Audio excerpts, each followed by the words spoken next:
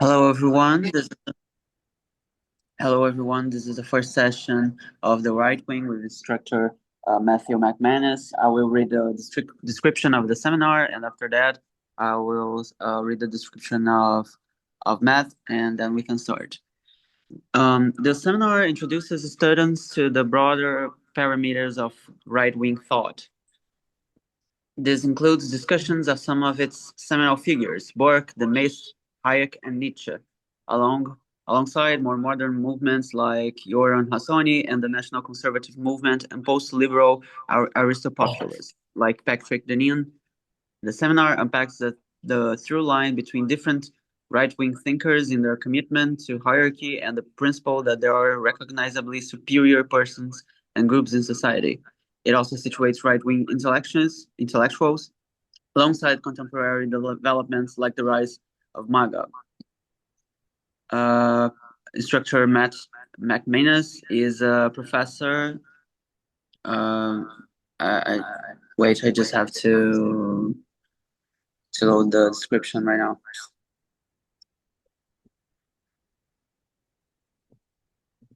Would you like to introduce yourself, Matt? Sure. So my name is Matt McManus. I'm a assistant professor in the Department of Political Science at Spelman College in Atlanta. Before that, I held appointments at Tec de Monterrey in Mexico City and also the University of Michigan in Ann Arbor, Michigan, although I lived in Detroit. And I'm the author of numerous books, including plenty of books on right-wing political thought. This includes books like The Rise of Postmodern Conservatism for Palgrave Macmillan, The Political Right and Equality for Rutledge, and I co-authored a book called Myth and Mayhem, a leftist critique of Jordan Peterson for the Outlet Zero books back in the day.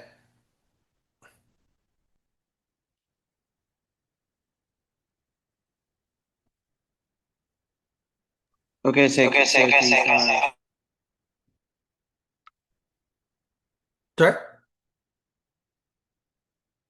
yes. All right, we're all good. Cool. So, any other kind of administrivia we need to get through?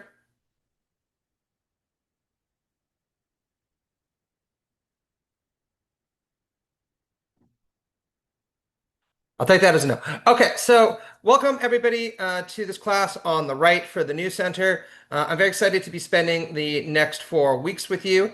And as indicated from the syllabus, this is very much going to be a dialogical class with very, very few assignments. There's only going to be a small little quiz at the end. That's mostly just an attempt to kind of incentivize you to do the readings and to learn a little bit. So today I'm going to introduce the broader topic of what the right stands for and some of the constituent features of the modern right, including its history and its basic ideological parameters. And then next class, we'll start to dive into the work of people like Edmund Burke and Joseph de Maistre, who constitute the kind of twin peaks of early right-wing thought, particularly moderate conservatism in the writing of Edmund Burke, or ordered liberty conservatism, as it's sometimes referred to, and the emergence of the radical right or the reactionary right in the writings of Joseph de Maistre, amongst others. Nice glass of wine there, Alex. So before we get started, I just wanted to go around and have us all introduce ourselves and maybe tell me a little bit about what brought you to this class, what interested you in right-wing philosophy, and also what you hope to get from this class. So does anybody want to start or want me to volunteer? Yes, please, Alex. Yeah, I'm here because I'm sort of interested in, I suppose, the political right is certainly, in my lifetime, I'm sort of like a millennial, and they've become so prominent now, especially in sort of digital online spaces that I sort of that my sort of research practice tends to gravitate towards. So I'm just like really interested. I think it's one thing I was actually struck by is your term about like the postmodern conservatism.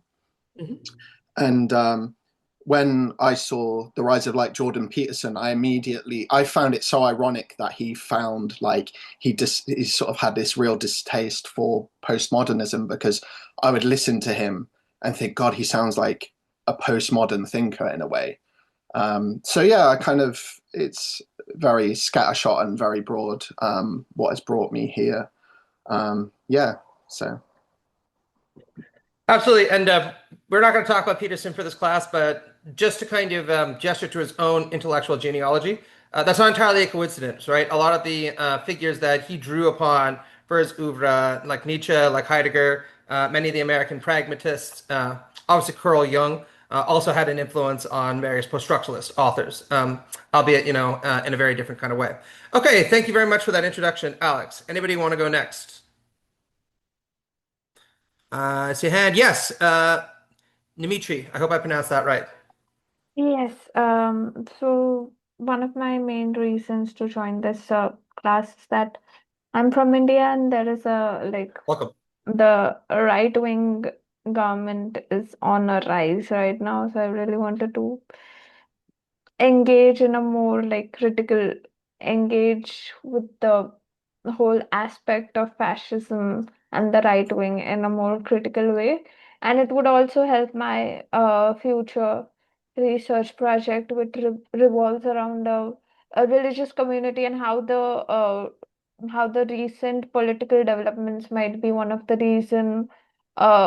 major drivers of some sort of activity in that group. So yes, that is what fascinated me. Excellent. In week 3, we're going to dedicate a lot of time to looking at the radical right and fascism. Not as much time as I would like, and we're certainly going to be focusing on it almost exclusively from a European perspective, right? But without a doubt, much of that could be applicable to looking at things like Hindu nationalism and the BJP, if you're so inclined, because there's a lot of cross-pollination there as well. All right. Anyone else? Yes, Eleonora or Eleonora. I'm sorry, Hi, Eleonora. Eleonora. Hi. I guess for me, the reason is I don't have a background in political science, but I work in the arts and culture. I work for independent cultural organizations, and I've been noticing how more and more often the artistic production is more and more related to politics in many ways. It's always been political in different shapes and forms, but now it's more clear than ever, and especially with the rise of far right extremist movements everywhere across the globe. This is something that I want to get to know a little bit more, and also as a way to keep on understanding what's going on outside of the more leftist bubble that most of the times I find myself in. So yeah. Absolutely, very good. And I'll talk a little bit about the philosophy behind this class that talks to that. But there is no doubt that many forms of right-wing philosophy and politics are highly aestheticized. Obviously, all politics has an aesthetic dimension to it. You're not going to get very far if you don't appeal to an aesthetic dimension. But it's no coincidence that somebody like Edmund Burke, for example, who again we'll talk about next week, began his intellectual career commenting on aesthetic categories like the sublime and the beautiful, and then later applied them to the study of politics. All right, Michelle, please go ahead. I have kind of a unique I grew up in the hierarchy of the alt-right in Brevard County, Florida, with Tina Descovich, who's been at the White House lately. So that was and then I ran away in my early 20s to South Korea and kind of traveled the world for 20 years. I'm in Iowa Cool. City now being a writer and an artist, but it's like watching everybody I grew up with run the country. I guess I'm interested in learning about the theories behind kind of like what shaped my upbringing. I also grew up in the hierarchy of the Mormon Church and the military. I think that those three entities are very much like the same institution. The military, the Mormon Church, and the alt-right in a lot of ways are kind of like very enmeshed at least. So yeah. And I mean, as somebody who grew up in a very conservative small town in Canada, also, our member of parliament used to be Pierre Poilievre, till change of demographics finally pushed him out. I can really empathize with a lot of that background. Okay, anyone else?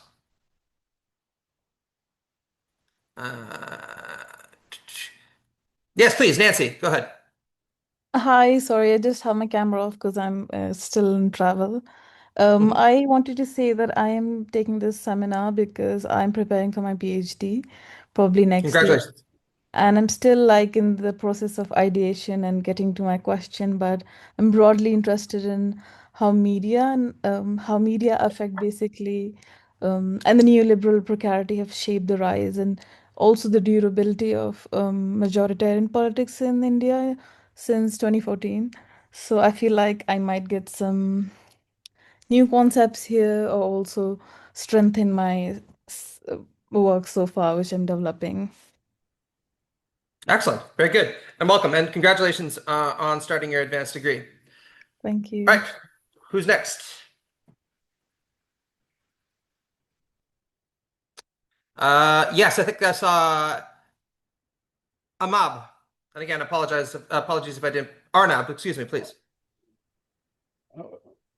Thank you, Matthew. No worries. I'm completing my second master's from GCAS, the Global Center for Advanced Studies, and I'm in my end of my second year in the postgraduate certificate at the new center. I'm also from India. And my thesis at GCAS it revolves around ritual studies and the esoteric. And my interest in this course is from a long-term engagement with the Hindutva government at home, where actually I've seen their IT cells operate, and I've engaged with them and have and that piqued my curiosity in the rise of the populist right, not only at home but across the world. My interest specifically lies in the gatekeeping claims of the alt-right to the esoteric and the occult, and religious traditions apart se, where I find that the philosophy of the Frankfurt School scholar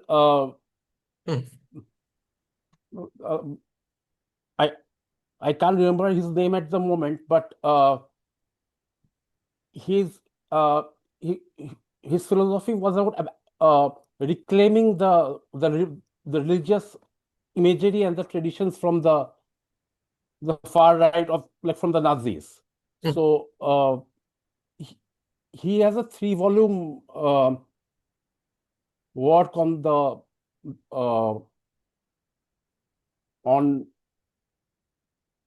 apocalyptic expectations of hope. I'm forgetting his name.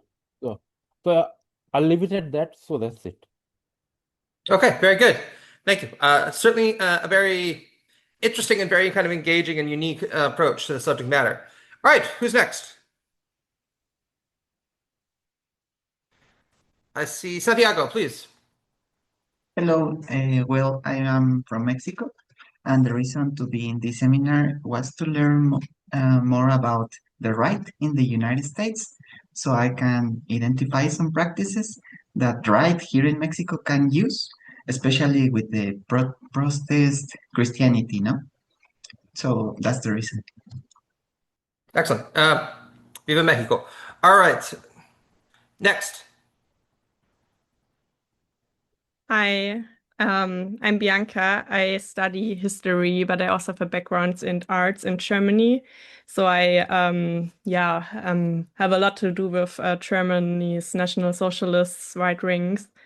But I'm also interested in broader questions about fascist aesthetics and also body politics in general, and how it's connected to ideas of norm and standardization, especially on the female body. So I'm happy to learn more. Yeah.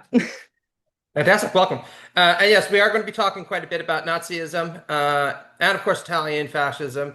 The extent to which we can characterize that as, kind of antecedent in today's far-right politics is, of course, disputed, but there's no doubt a lot of genetic similarities. Look at the AFD, good example. Okay, next.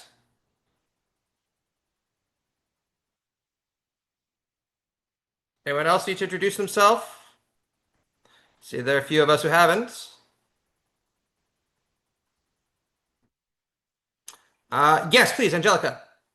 Hi. I'm interested in the course because much like Eleonora, I also work in the contemporary art and the topic has been very prominent. So I would like to learn more about it because I don't have a background in political science, but also I'm originally from Russia and I escaped when the war has started. So I also would like to use that knowledge to kind of process what has happened to my country in the last few years. Absolutely. I don't have a module on him, but a great deal of what we are going to talk about when it comes to classical fascism, as it's sometimes referred to, could apply to the writings of people like Alexander Dugin and other Yeah, Russian ultranationalists. And we can discuss that if you wish. perfect. Anyone else?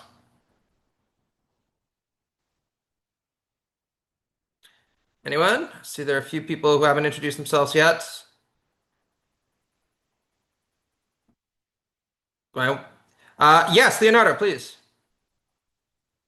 Hi, well, based in Mexico City.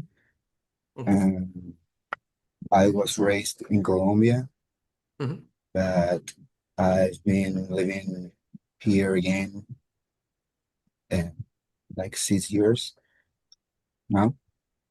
And I'm studying sociology. Um, my interest in this seminar particularly lies on the idea of Mexico and Brazil being like the one last standing straw of the wave of the left in Latin America that emerges like from the 90s. So uh, maybe I'm a little bit like catastrophic, but I think like actually these two countries are like the last I don't know how to say like the last war against something like the technate of America, Mhm. or at least in my mind, I see it like that.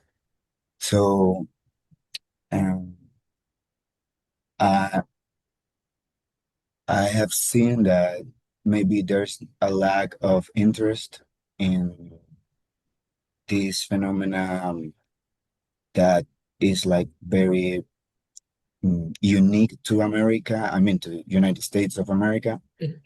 and maybe we have like overlooked over it as the same as uh, Santiago. And I'm very interested in how these strategies can be like traduced in some ways to our Mhm. context because it has obviously has some similarities, but it also has like very distinctive things, like from the historic material conditions that has been in Mexico, in Colombia, and in Brazil, for example. So basically, that's like the mood I'm going in here. Very good. Thank you. Out of curiosity, Santiago and Leonardo, where are you studying in Mexico? I taught at Tec de Monterrey for almost 3 years in Atizaban. I'm studying in UNAM. Unam? Okay, excellent. Yeah. In my case, Yeah.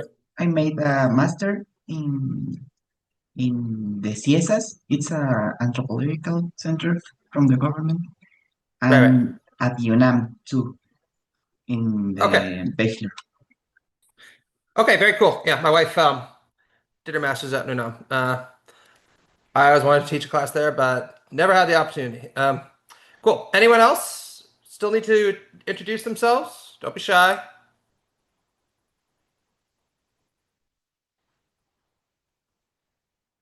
Going once, going twice.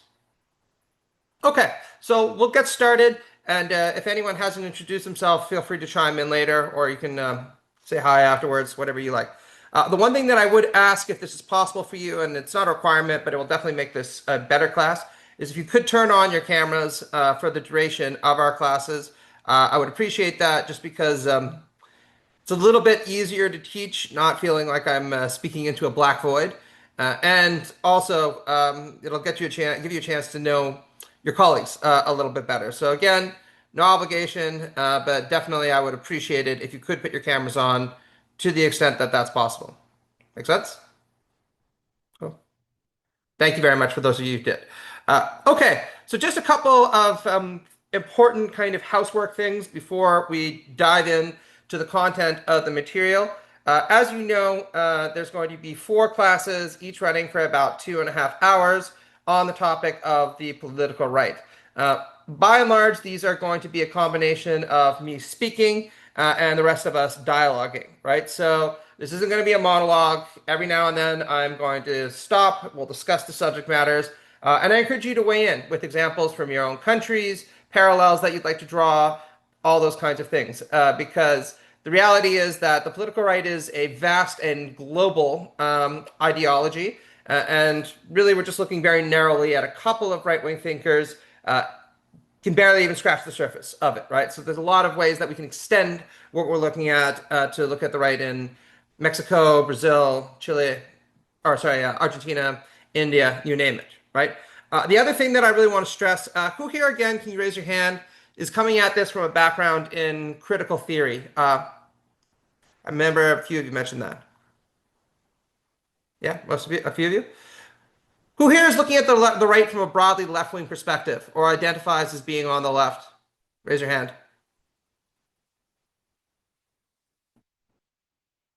Yeah, most of you, I figured, right? So that's fine, you know, I am too.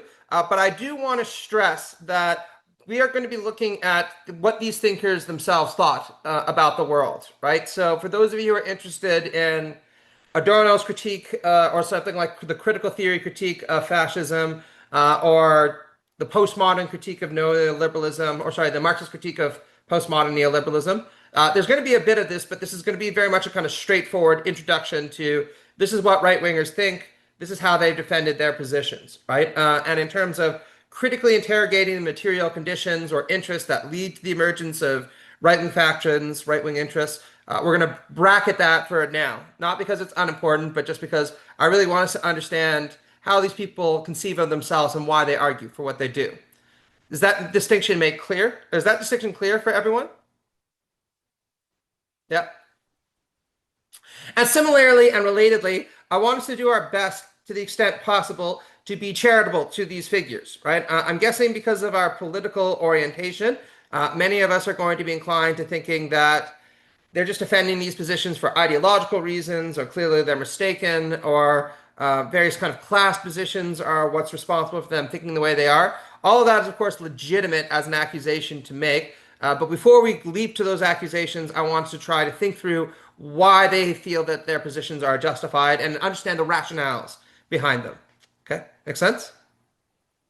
If you want to kind of parallel what we're looking at, to quote Lukács in The Destruction of Reason, is the road to reactionary politics in thought. Okay, this is from Lukács's book, Destruction of Reason, where he talks about the road to Hitler in philosophy. Okay, and then last but not least, I do speak quite quickly. Okay, at points, everyone has criticized me for that. If at any point I am speaking too quickly, or you feel that you want clarification on something, or you're confused about what I'm saying, don't hesitate to raise your hand and ask me to slow down or go over a point again. I encourage you to do that as many times as need be, okay? Because it's very important that we look at things as thoroughly as possible, okay? Any questions about that housekeeping? No? Okay. So today what we are going to be looking at is the origins of the modern right, okay, emerging out of antiquity, with several examples. Okay, that'll bring us up to roughly the period of the French Revolution. Then next week, we're going to be looking at 2 important right-wing philosophers that emerged during the revolutionary epoch. Okay, the first one is a figure called Edmund Burke. Who here, raise your hand, has heard of Edmund Burke?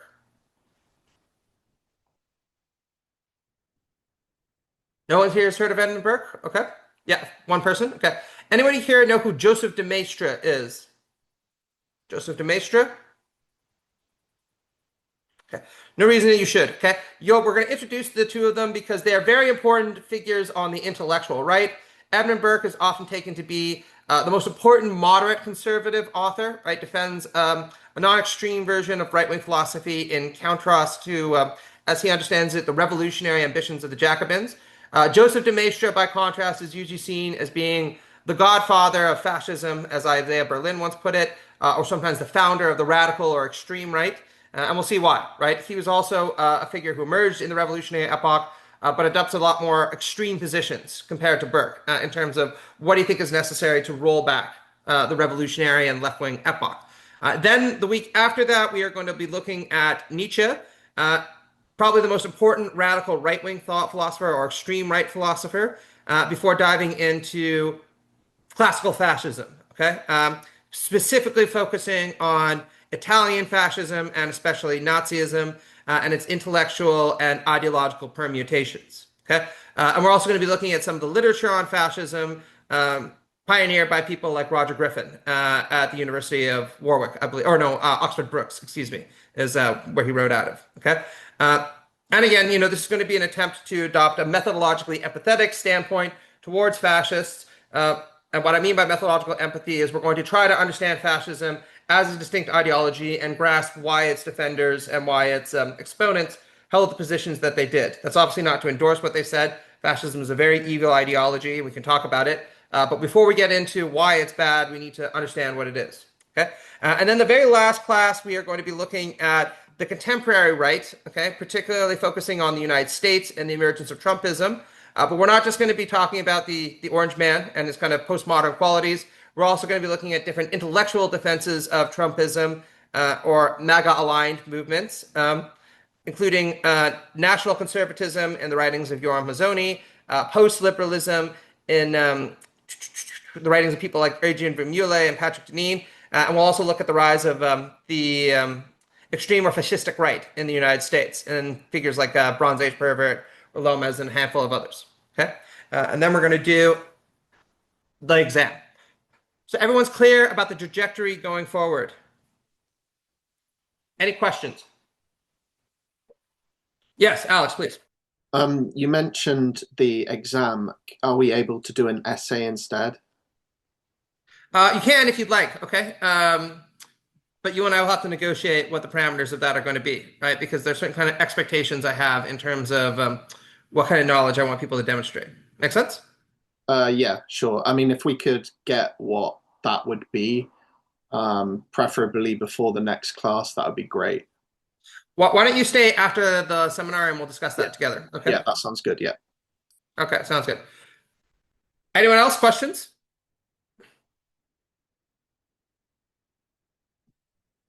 No? Going once, going twice? Okay. So today we are going to be beginning our look into the tradition of... Yes, Arnab.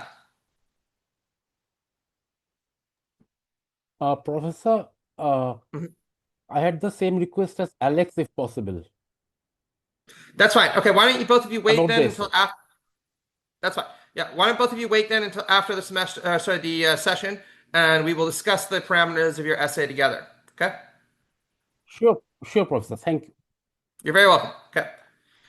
All right. Any other questions? Yes, Nancy, please. Hi, can we know a bit more about the exam? Like how does it structure and what's the format and when is this happening? Because I didn't see it on the syllabus page. That's fine, right? The exam is, again, going to be, for the most part, a fairly provisional enterprise because the reality is, I'm not grading you. It's just a kind of pass-fail system. But, the way it's going to be structured is there's going to be 3 short answer questions for which you're going to write a very brief essay on each one, okay? And they're going to coincide with at least 3 of the modules. Okay, and it's going to be timed, I'm guessing.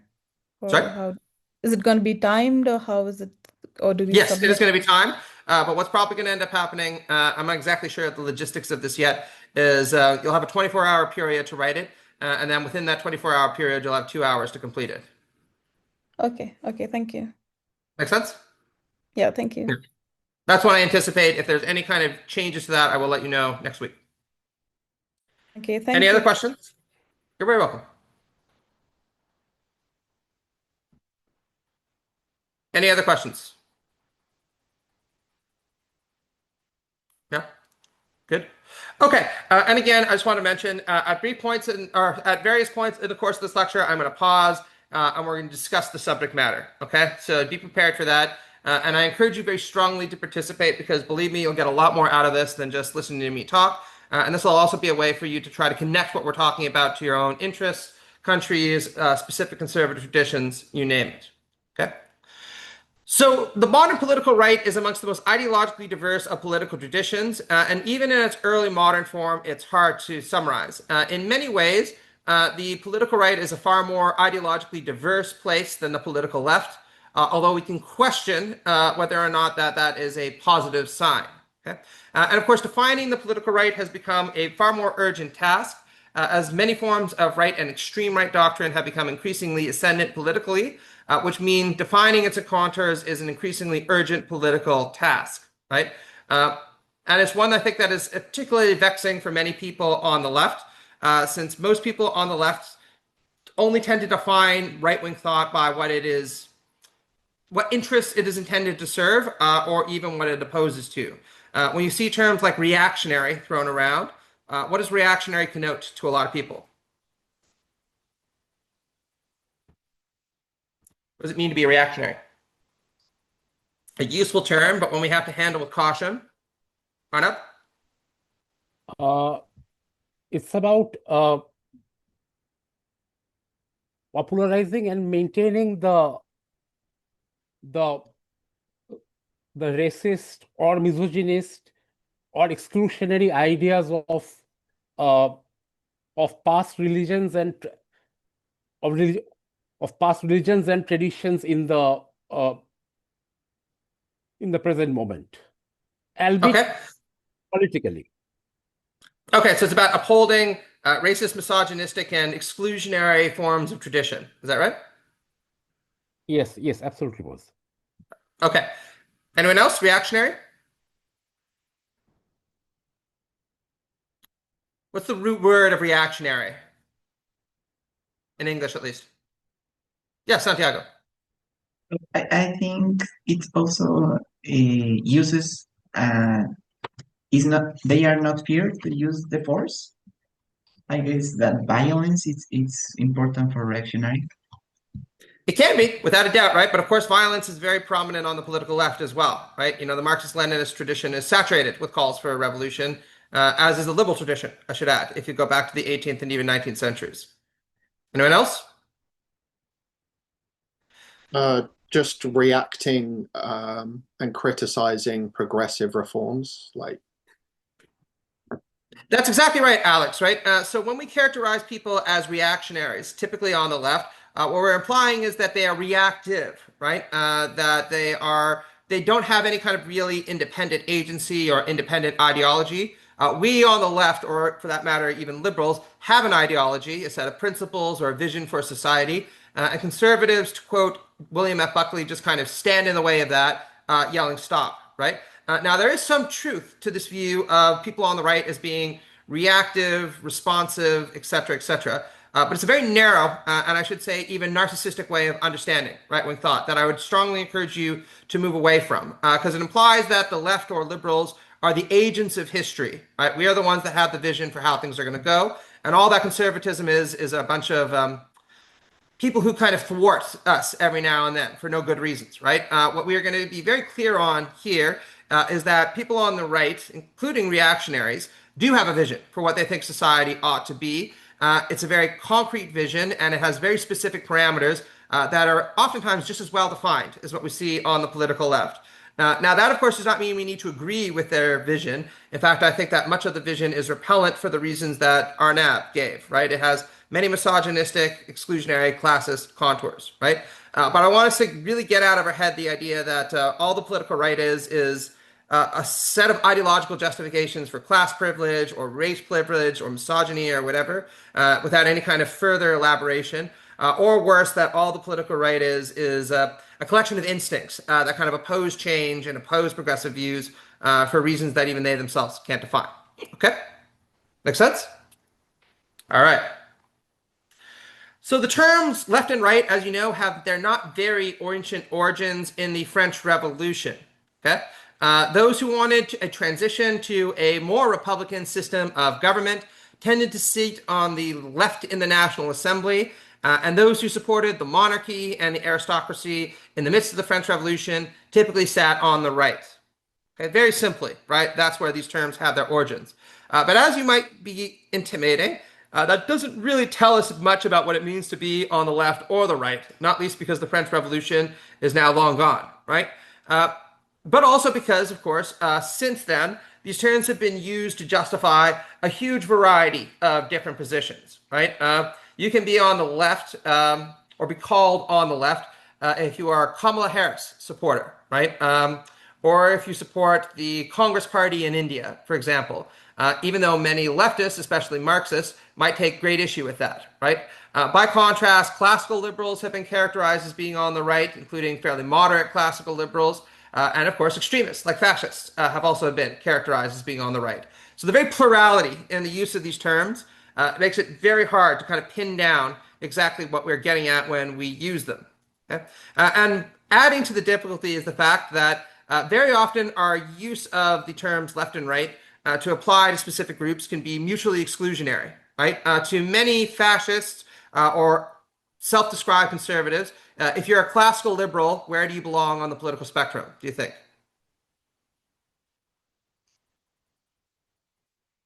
On the right. Nope.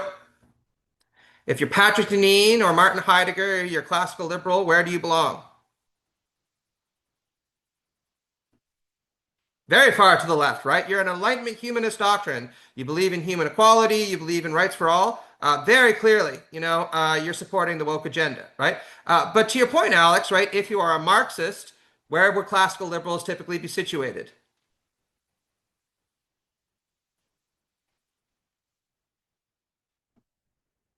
The socialists. Bourgeois. Yeah, exactly, Leonardo. They're the bourgeois, right? They're on the right wing of things. They're reactionaries. They're defending capital, right? So this makes it very hard to make sense of these terms, right? If you're a Marxist, a classical liberal probably belongs on the right end of the political spectrum. If you're a self-described contemporary conservative, let alone a fascist, clearly if you're a classical liberal, you belong on the left end of the spectrum. You're the kind of person who's going to get a ticket to go see the Odyssey this week because, you don't mind all the wokeism that's in it, right? And these are mutually exclusive views, right? That can make it very hard to kind of pin down what we mean by these things. And in part, that's inevitable, right? Because where you see someone as belonging on a spectrum is going to depend in part on where you self are on that spectrum, right? If you're very far to the left, everyone else is going to look like they're on the right to you. And if you're very far to the right, everyone else is going to look like you're on the left, okay? So we need to pin down our use of these terms with a little bit more cogency. So some have argued that being on the political right doesn't actually mean anything in particular in terms of its ideological implications. And it's worth noting that even some conservatives have defined being right-wing this way. Okay?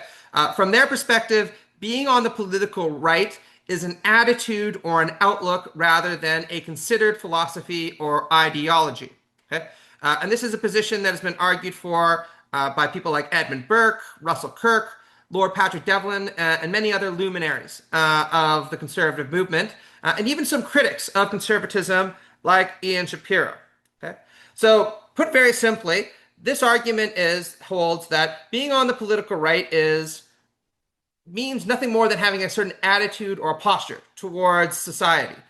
Many of you probably have right-wing relatives, and think of how you relate to them, right? This is, your uncle who might not be able to explain why he doesn't like trans women or trans men. He couldn't tell you the content of Gender Trouble for the life of him, but he knows when he sees people dress strange, quote unquote, in his neighborhood, he doesn't like it and he doesn't want to see them, right? Or this can be your MAGA relative or, you're white Mexican, right, who doesn't like seeing immigrants in their neighborhood. They might not be able to explain to you why they don't like immigrants. They might not be able to give you the first statistic about how immigration impacts the economy or not, but they know they don't like seeing immigrants because they think it's strange and threatening, and they want them out, okay? And the way this is usually summarized is by saying that conservatism or being on the right is about prejudice, right? And importantly, some like Edmund Burke are going to say prejudice is not a dirty word, right? Prejudice is just on-thought judgments that we make about things, usually embedded in traditions into which people are born, and they're the way that people make sense of the world, and there's nothing wrong with that. Okay, makes sense? And oftentimes this way of describing the right as a set of attitudes towards prejudice or the application of prejudice to the world is defended by saying it makes sense of a lot of the inherent contradictions or seeming contradictions in conservative doctrine, right? If your uncle is willing to tolerate gay people, but he doesn't like trans people, and you might say that seems contradictory, well, that's because it's not supposed to make sense, right? It's an attitude or a disposition that he has, okay? Make sense? So this is from Russell Kirk's 10 Conservative Principles, defending just this view of what it means to be on the right, okay? He says, in essence, the conservative person is simply someone who finds the permanent things more pleasing than chaos and old night. Yet conservatives know with Burke that healthy change is the means of our preservation. A people's historic continuity of experience, says the conservative, offers a guide to policy far better than the abstract designs of coffeehouse philosophers. Okay? Although, Kirk then goes on to say, there's more to the conservative persuasion than this general attitude. Okay? So in the first instance, Kirk is saying conservatism is an attitude, not an ideology, and definitely not an abstract philosophy. Okay? Make sense? So does anybody here think that this is what it means to be on the political right? I personally do not, but many intelligent people have defended this view. They've said, you know, your uncle doesn't like trans people, he doesn't like immigrants, your aunt doesn't like, the way your girlfriend dressed because she thinks it's low class. That's an attitude. It's persuasion and instinct. Anyone? Think this is right? The right way? Yes, Santiago, please. It's interesting that it's better than abstract designs of coffee house philosophers. I mean, because some of the right uses the entrepreneur, no, the company's ideology to increase their attitude, this attitude, this I don't know how to say, to convince people.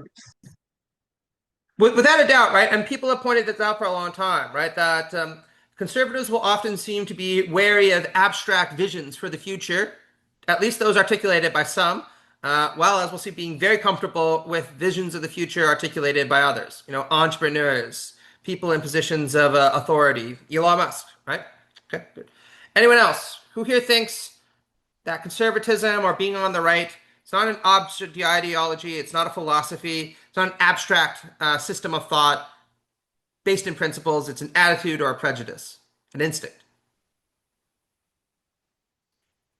No one thinks that? Okay. Okay. So for some, being on the political right means something different, okay? This is what Arnab was articulating. There are those who argue that being on the political right means being a traditionalist, right? You're somebody who safeguards the traditions and the institutions and the practices of society, particularly its morality, against dramatic reform and change. And on this view, the way to understand the political right is as a fundamentally conservative ideology, right? Conservatives, what do they want to do? They want to, anyone know? Conserve, exactly, right? Their job of the conservative is to conserve, to stand against, to stand against change, okay? And this means that conservatives or people on the right are understood to prefer the tried and tested to the new and unproven, okay? Or as one wit once put it, being on the right means that you aim to change what you must, but if you ever have to change, it's only because you want to conserve whatever you can, right? On this view, people on the right acknowledge that the world is always going to be changing, but you try to slow down that change as much as possible, okay? And these figures, or people who defend this view of being on the right, also see traditions, or tend to see traditions, as being natural to a given people's history and a way of life. And if we are disconnected from, or the ways of our traditions change too much, that is going to set us off adrift, okay? A good example of this was in the National Conservatism Conference in 2021, where many people described the West, or many of the speakers described the West as cut off from its Judeo-Christian roots and so set adrift, right? From the perspective of these self-described conservatives, liberalism as a radical philosophy and Marxism as an even more radical philosophy had eroded the religious foundations of Judeo-Christian morality that made the West what it was. And this is why we have, Joe Biden and trans women, winning Oscars, you name it. Okay, I get the idea? All right. On the other hand, many people have criticized this idea that being on the right means about adopting this cautious attitude towards change, or being for retaining the status quo. Okay, just to give one quick example, how many conservatives do you think in 1989 or 1991 said, we don't particularly like communism, but communism has been around for a very long time in the Soviet Union. We shouldn't push for radical change to the regime. The best thing to do is not to immediately adopt a capitalist regime in the former Soviet Union, but instead incrementally move from a communist system of government and social organization. How many conservatives do you think argued that in 1991? Not many, I'll tell you that much, okay? And people have been very quick to notice that, right?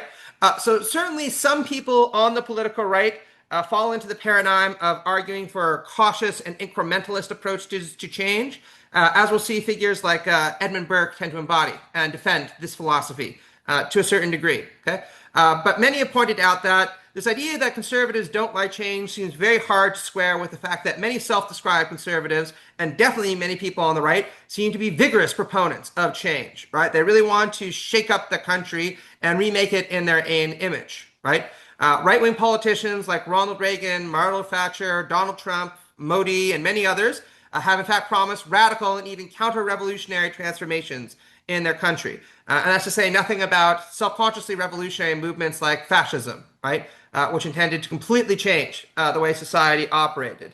So many people are become increasingly critical of this idea that being on the right is about an ideological commitment to conservation as opposed to change, right? Preferring what we know and what we have proven itself to be necessary to sustain our civilization to, whatever newfangled thing liberals and leftists come up with.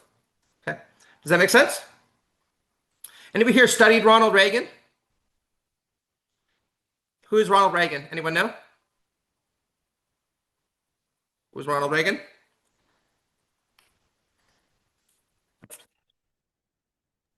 He's a former president. An actor. Yes, he was an actor. But yes, he was the former president of the United States. Anybody know who Maggie Thatcher was?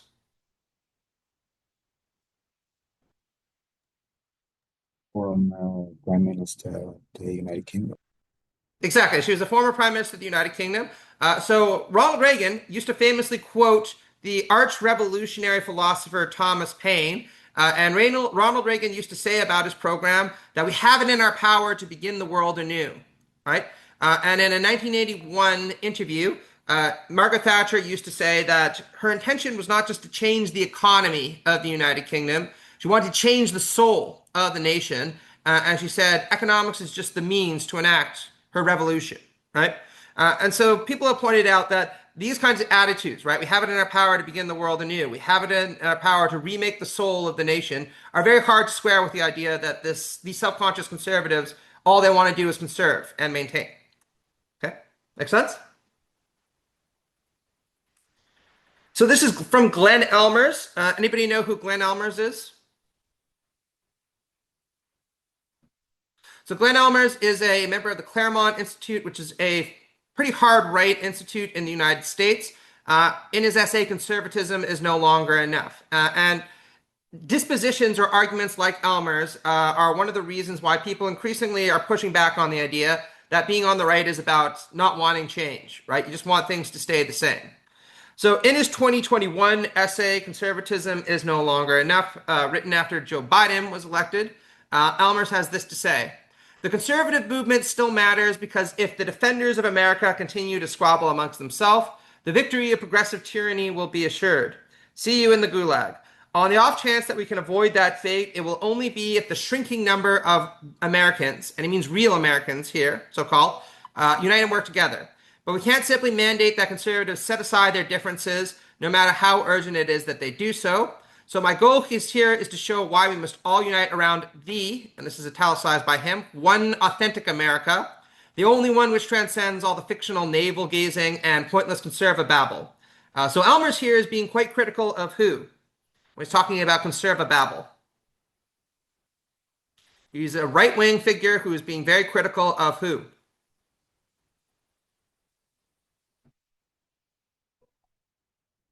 Anyone?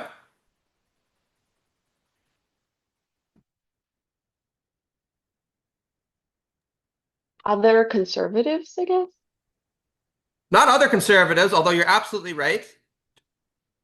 Conservatives, right? He's saying there's nothing left to conserve, right? The idea that you could be right-wing and be a conservative in the sense of wanting to uphold tradition, maintain the status quo, is ridiculous, right? And he goes on to say just that.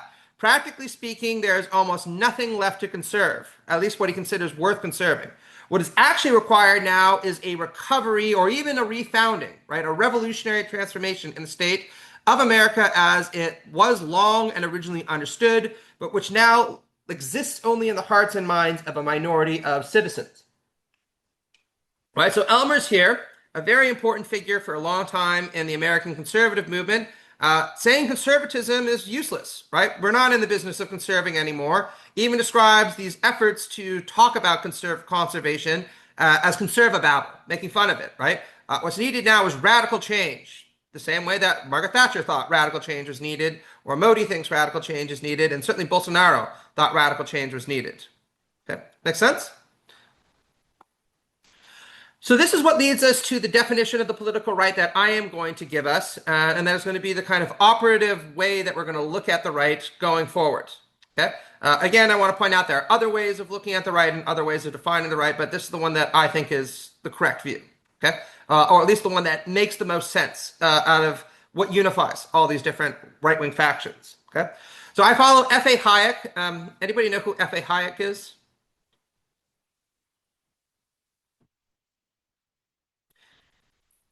Yeah, Angelica, or the News Center. He's an economist.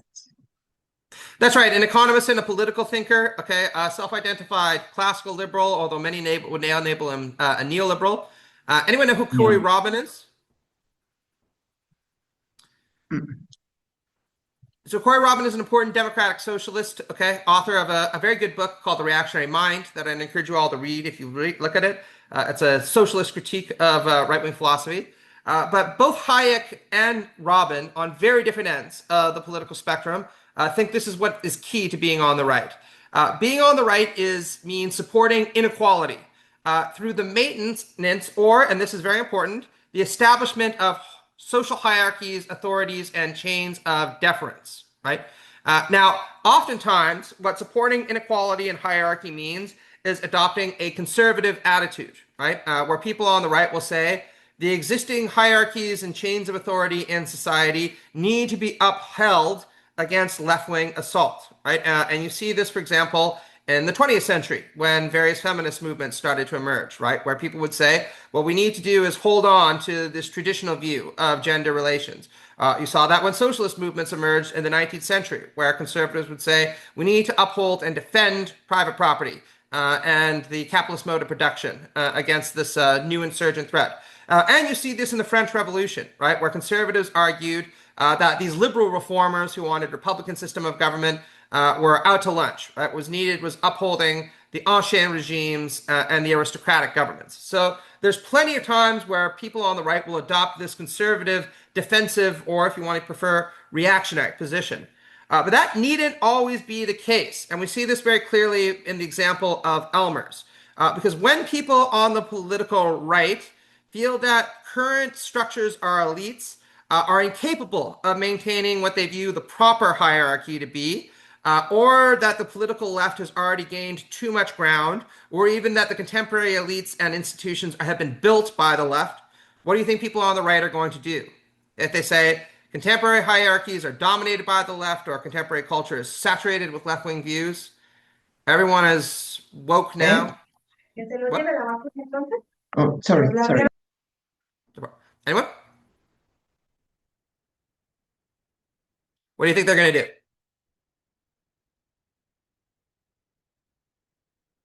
Maybe break these structures and try to recreate the older ones.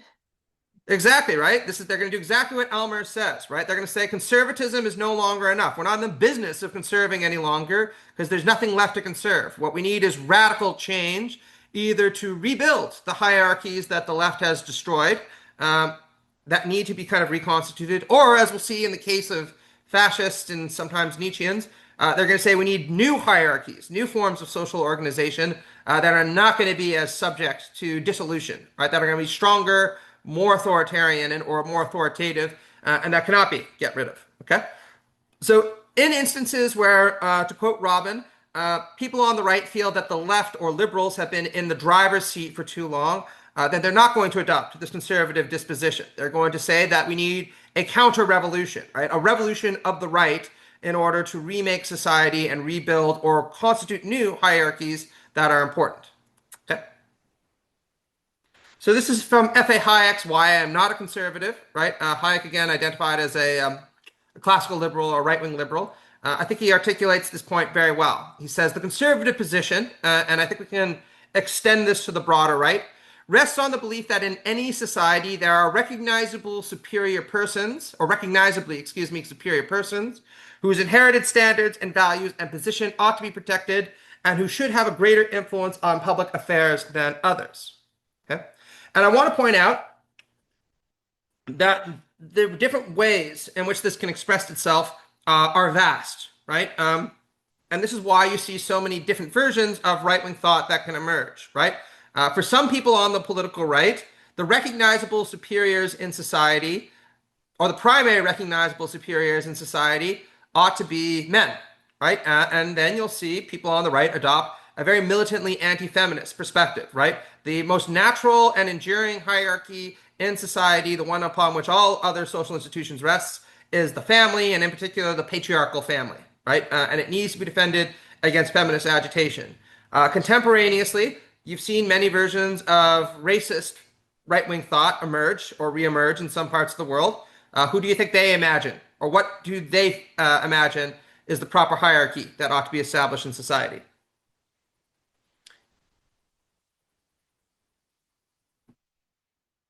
Or who are the recognizable superiors in that society, according to them?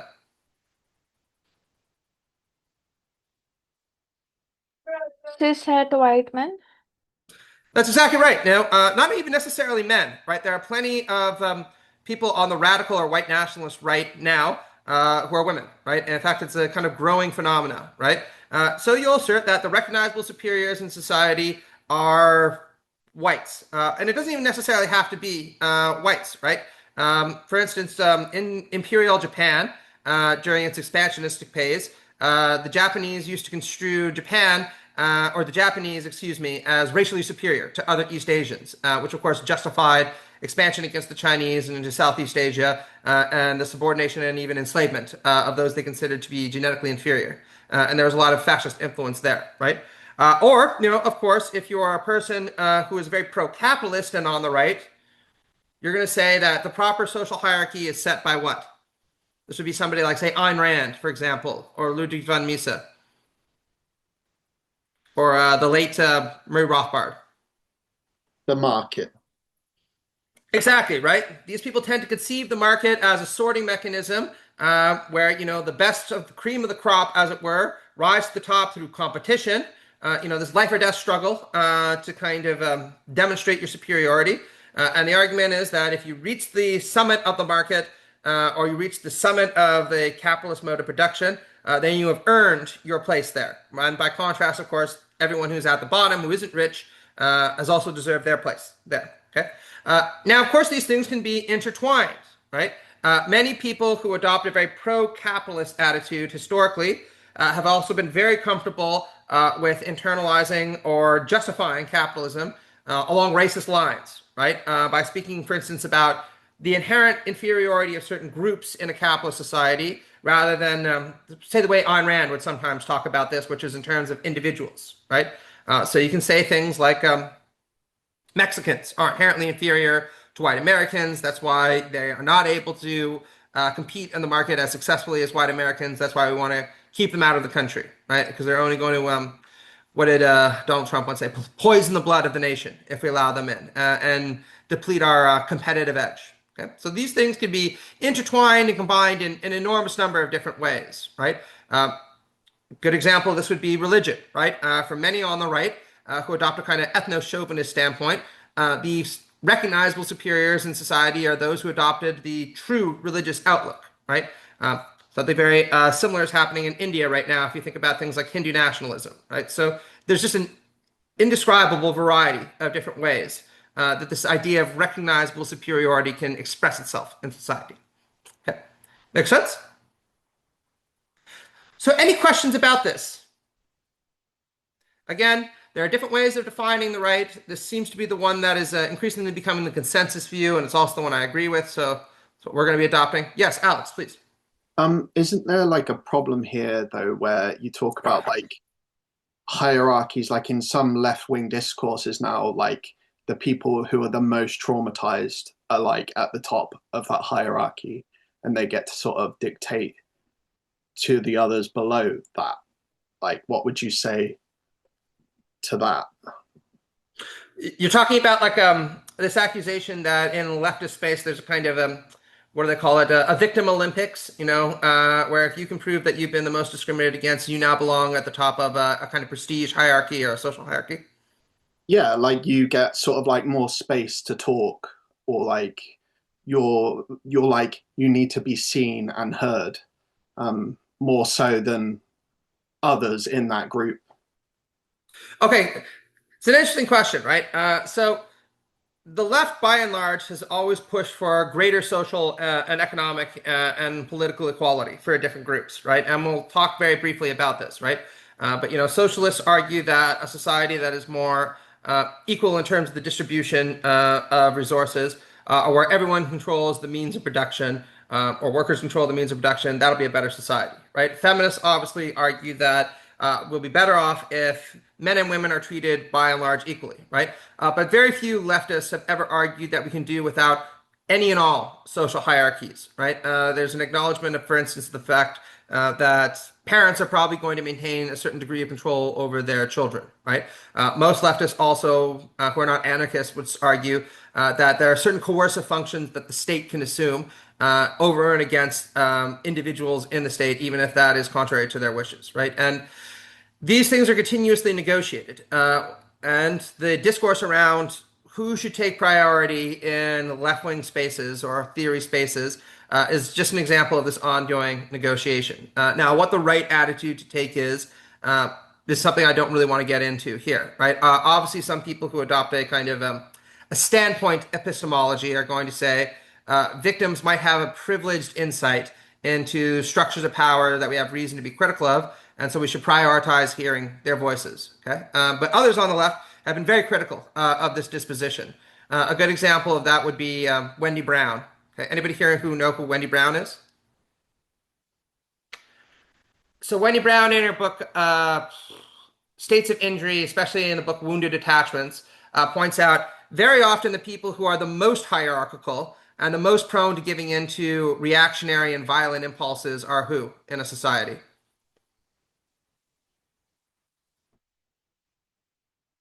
Anyone know? According to Brown.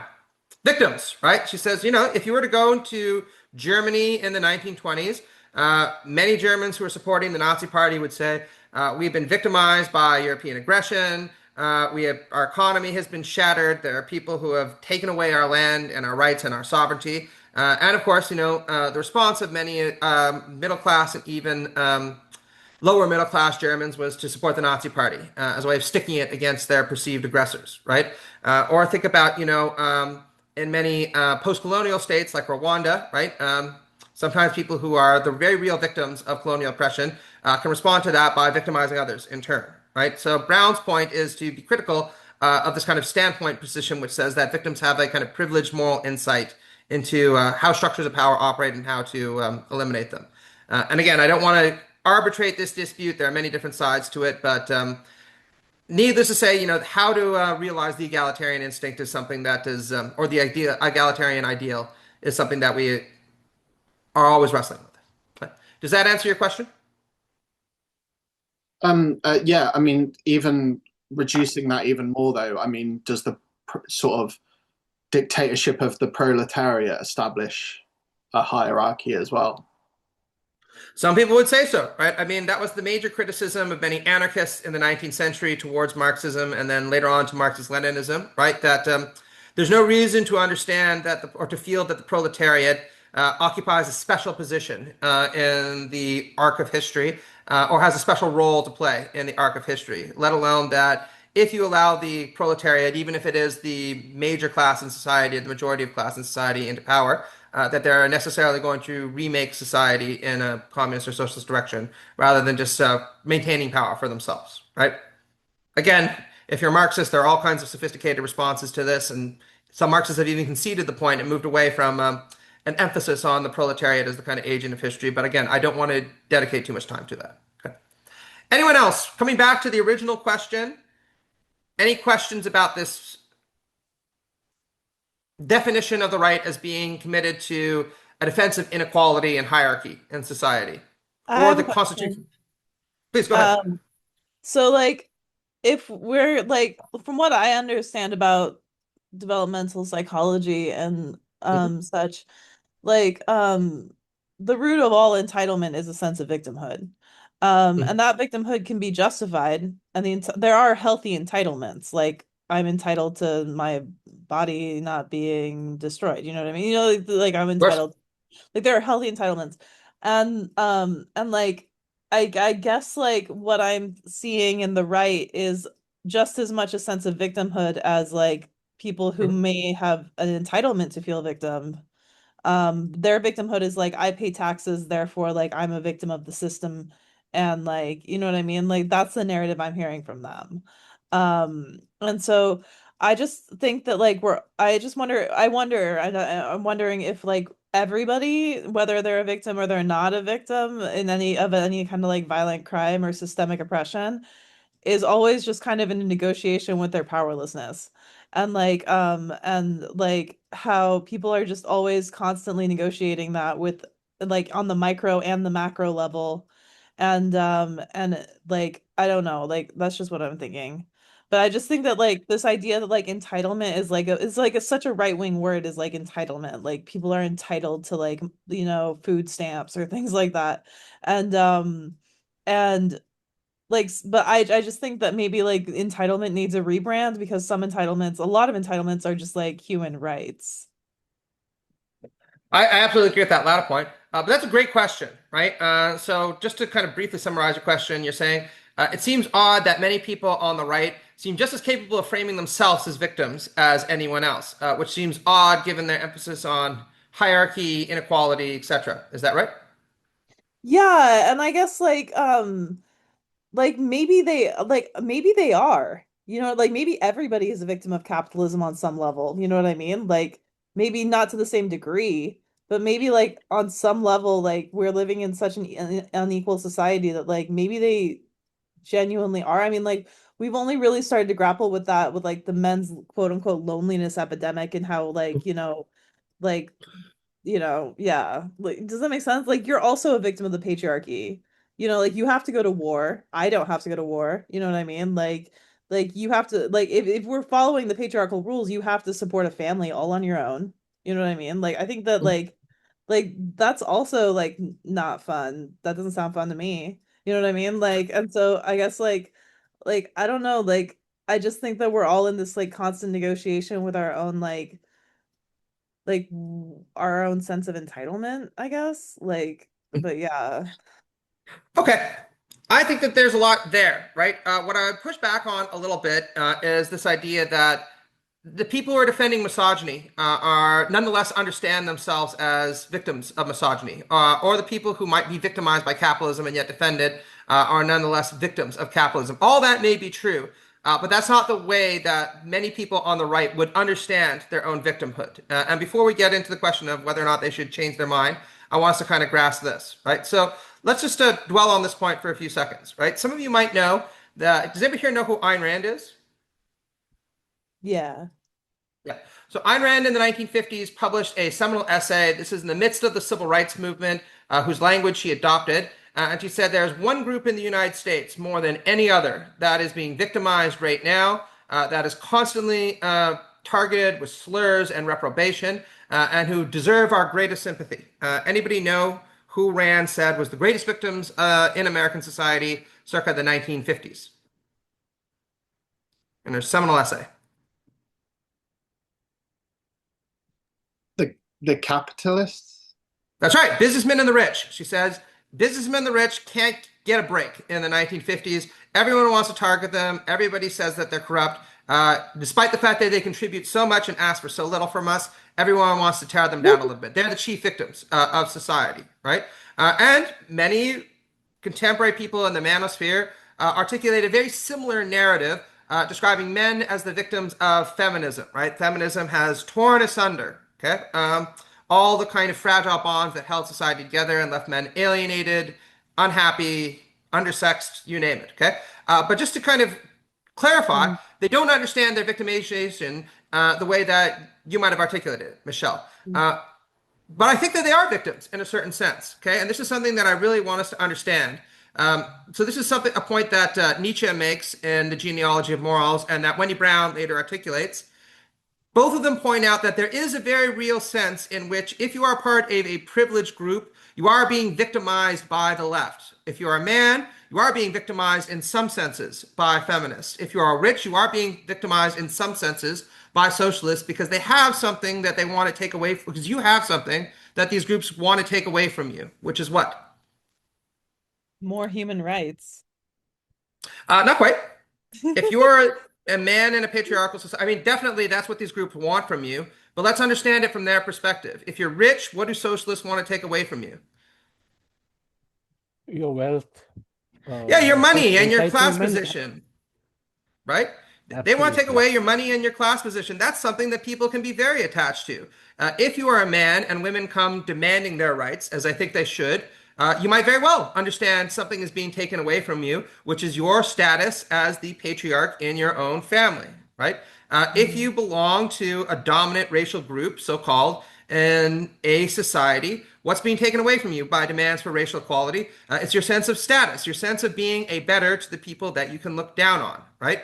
And Nietzsche defended this very articulately, where he said, in many people's human nature, there is a desire for what he called a pathos of distance, right? This feeling that you are better than other people and you are entitled to be treated as better. And Nietzsche said, when the left comes along demanding equality, what's being taken away from many people is this feeling that they are better than you, or better than those people, along with all the status and wealth and privilege that comes with that. Okay? Does that make sense?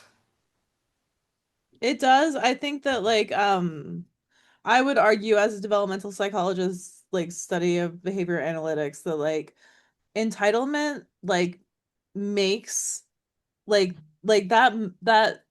it is like a poison. It's like a belief system that is poisonous to the host too, if that makes sense. It's almost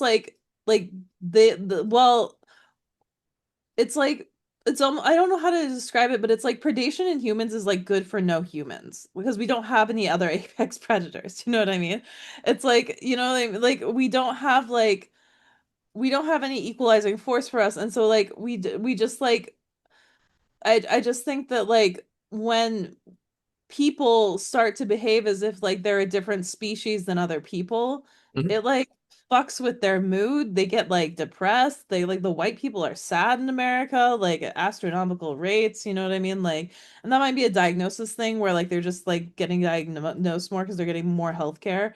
So there's a lot of systemic issues that could contribute to that statistic. But I also think that everybody is Fred Moten, the poet, said the coalition emerges out of the recognition that it's fucked up for he's a black man, black people, the same way it's fucked up for it's fucked up for us in the same way it's fucked up for you, and it's killing you softer, but it's killing you too. And he's talking to white people, and so he's trying to explain he's I don't he's saying the coalition of people who are fighting for human rights, they don't need to be saved, they just need recognition that this is killing all of us.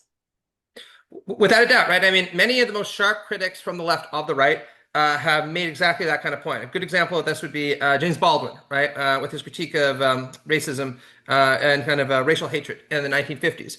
But I want to be very clear on this point, right? When people on the right act like victims, they're not wrong to feel victimized in a certain kind of way, even if we think that things ought to be changed. And I imagine we should, right?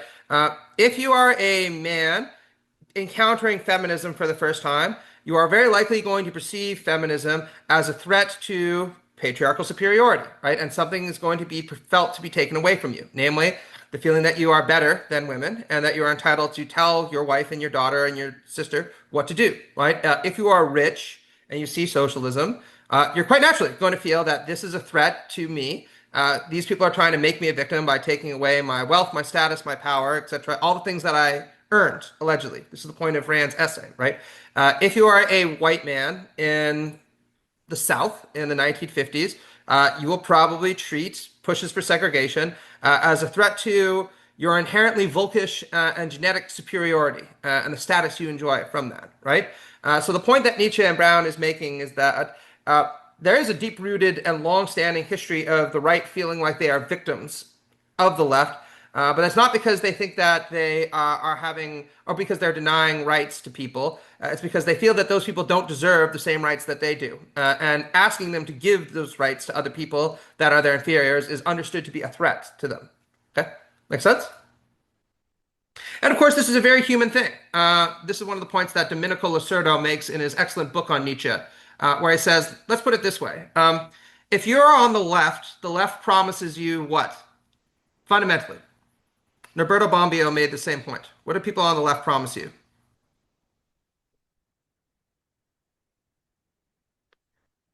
We promise you that you're going to live in a society where you're going to be the equal of everyone else and you're going to have an equal opportunity to pursue your life projects and your flourishing, right? For many people on the left, that is fundamentally a nice offer, right? It seems like a very moral thing to do. Or to put it in Michelle's language, we say you're going to have the same rights or equal rights as everyone else. Men are going to have the same rights as women. Blacks and non-blacks are going to have the same rights as whites, etc., etc. But what the right will offer many of its constituent groups can be far more attractive, which is what, do you think? The left offers you, you are the equal of everyone else, and you will be treated as the equal of everyone else. What does the right offer its constituent groups?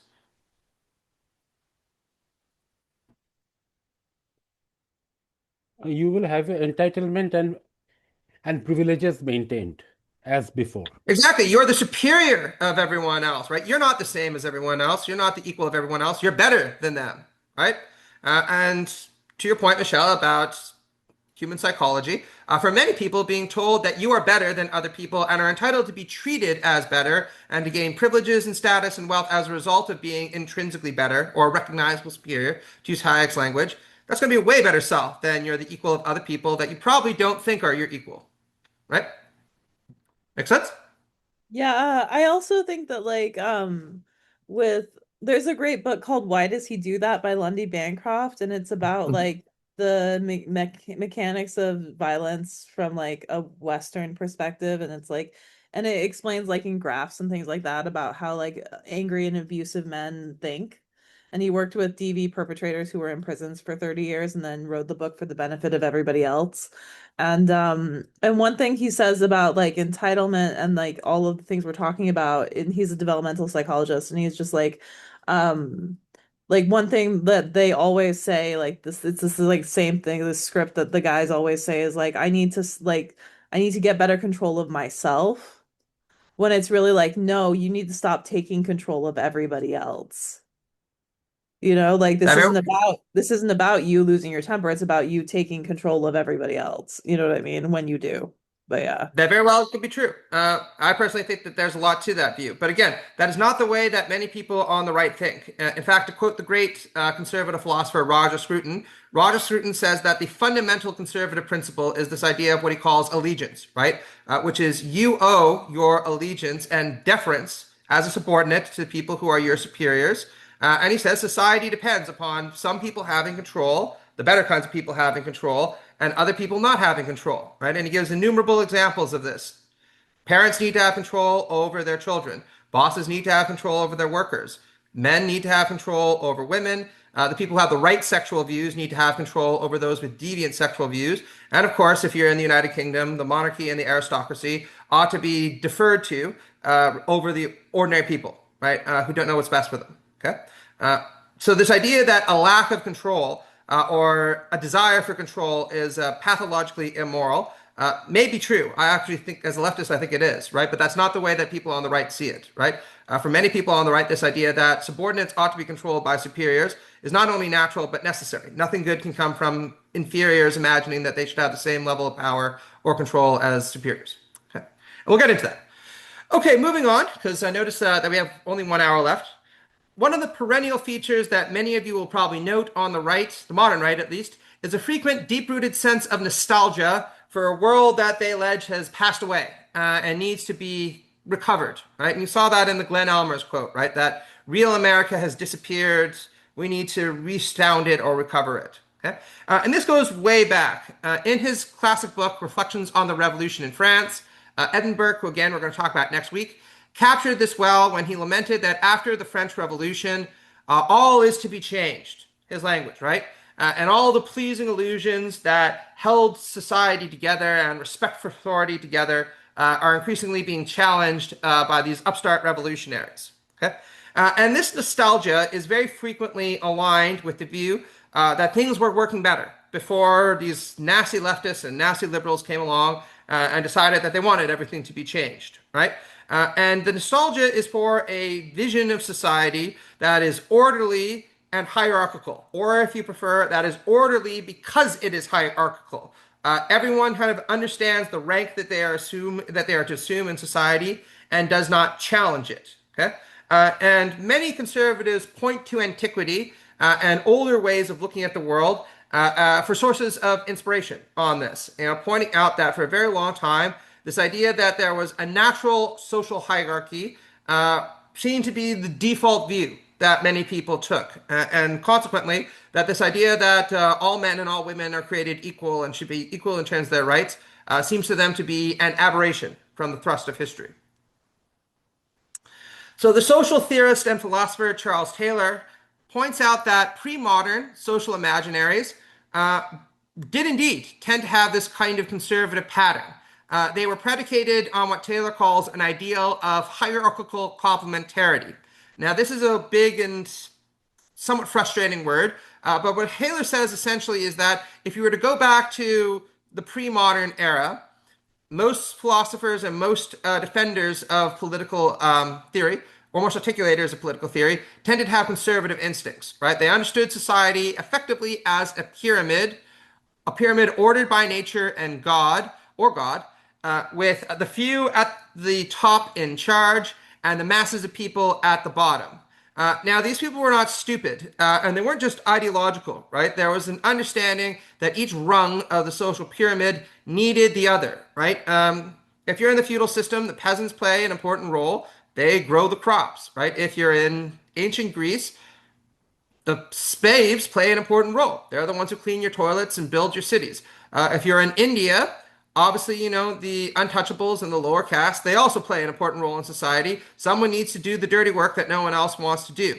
But even though each rung of the pyramid needed the other, what Taylor points out is that there was understood that these were not equal rungs, right? The few at the top are inherently better than the people at the bottom, and they possess more dignity, they ought to possess more dignity, more status, etc.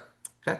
And as we're going to discuss later on, the idea of moral equality and political and economic equality does have ancient roots, but really only becomes effective as a kind of tool of political mobilization quite recently in the revolutionary era. Okay. So this is a nice quote from the moderate conservative philosopher Leo Strauss in his classic text on ancient political philosophy, The City and Man. Anybody here know who Strauss is? Or heard of Strauss? Anyone? Or not? Yes, I heard of. Yes, Leo Strauss. I've heard of him as far as his esoteric writing is concerned. Yes. Excellent, right? Very much worth your time if you get a chance to read Strauss. Okay, a moderate conservative philosopher, or some would say a right-wing liberal. Okay, somewhat ambiguous. German Jewish, right, emigrated from Germany to the United States in the aftermath of the Nazi takeover. Okay, so in The City and Man, Leo Strauss talks about Aristotle, but then extends this insight to more or less every other antiquarian political philosophers. And he says, for Aristotle, political inequality is ultimately justified by the natural inequality among men. The fact that some men are by nature rulers and other by nature ruled points in turn to the inequality which pervades nature as a whole. The whole as an ordered whole consists of beings of different rank. Right? Going back to Hayek, what he's saying here is if you were Aristotle or Plato or St. Thomas Aquinas, it was understood that there are recognizable superiors in society, right? These are the people who are naturally superior and so naturally entitled to rule, right? Men are entitled to rule over women. Kings are entitled to rule over peasants. Brahmins are entitled to rule over untouchables. You get the idea, right? There's always a natural ruling caste or natural ruling castes that are elected or that are elected by nature or God or the gods to rule over everyone else. Okay? And, human beings can be sorted by rank. Okay? You understand this? Good. And you see many pictorial representations of this over the course of history. Okay? And I'll touch on some of them. So, influenced by Aristotle and other antiquarian thinkers, in medieval Europe, you saw many Christian philosophers articulate a very similar vision to the one that Aristotle articulated. And this made its way into many of the pictorial images that were used to justify the feudal system, right? So Christian philosophers like St. Thomas Aquinas, just to give one example, argued for the divine naturalness of feudal hierarchies and associated political and social inequality, even as they insisted that, at least in principle, all human beings were equal before the eyes of God. And this was often presented pictorially in medieval Europe and then later on in the early United States as a great chain of being which ordered nature and which human social hierarchies mapped. And if you were to pick up a Bible in, say, 17th century England and open it, you'd probably see something that looks a lot like this image. It was very common, for instance, in early Anglican Bibles. So in nature, the argument was God is not just the creator of everything, but what? God is not just the creator of everything in nature and in the universe, but what? The divine right of kings. Exactly, right? God is the king of all creation, right? And everything in creation is subordinate to God as the king of all creation, with lower kinds of entities descending downwards in terms of their dignity. And the point here that Taylor is making and that others like Don Herzog make when they talk about this image and this idea is that human societies are organized in very much the same way as nature is organized. Nature has a creator, God, who is also the king, and everyone is subordinated to God and to his wishes. Similarly, in human society, God has appointed a representative, the king, and human societies are also hierarchically organized, right? And just like in nature, everything has its place, but not an equal place, so too in human societies does everyone have their place, but not an equal place. Okay? So we can see this here in a 17th century pictogram of the great chain of being that is emulated in the structure of the feudal society and the ancient regime. Anybody here notice anything about the image on the left? What's characteristic of the image on the left?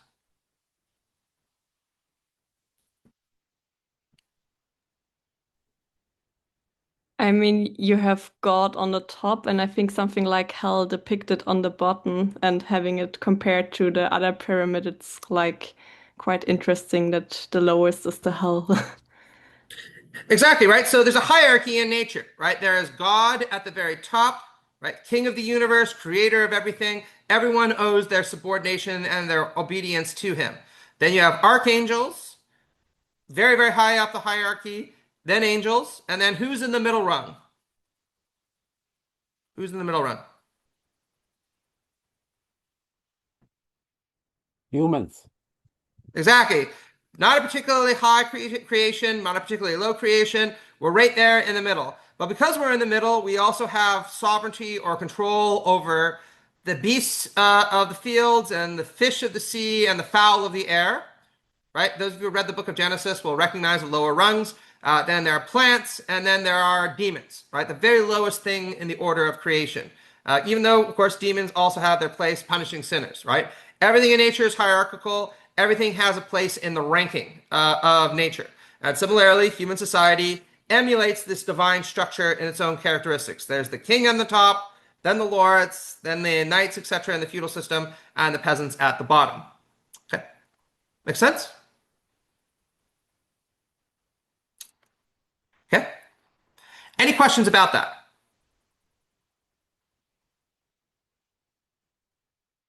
You all understand this? Yes, Arnab, please. Professor, Yes. I had a question about the nostalgia part.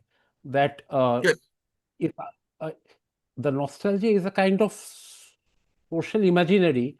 Now, the thing is, these are largely based on interpretations of the past. The MAGA people Absolutely.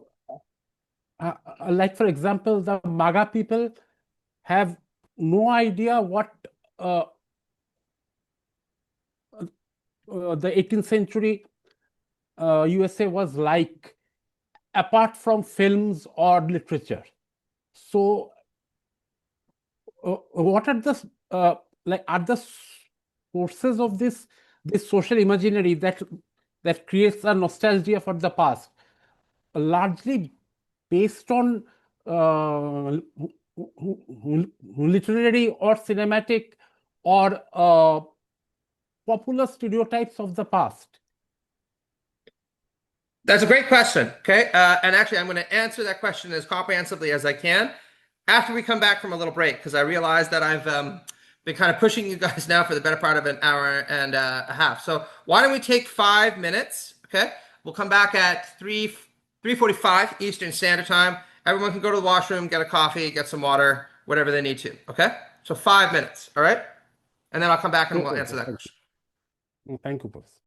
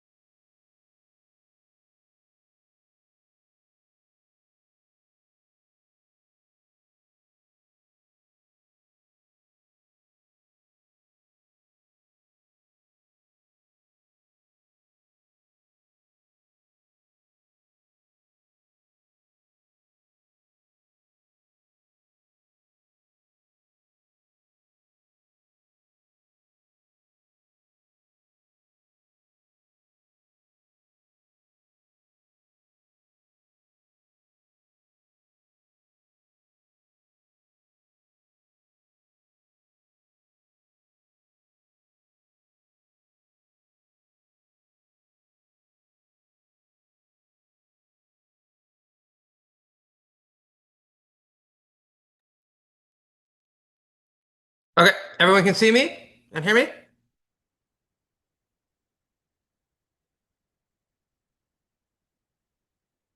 Yep, we're all good? Okay, cool.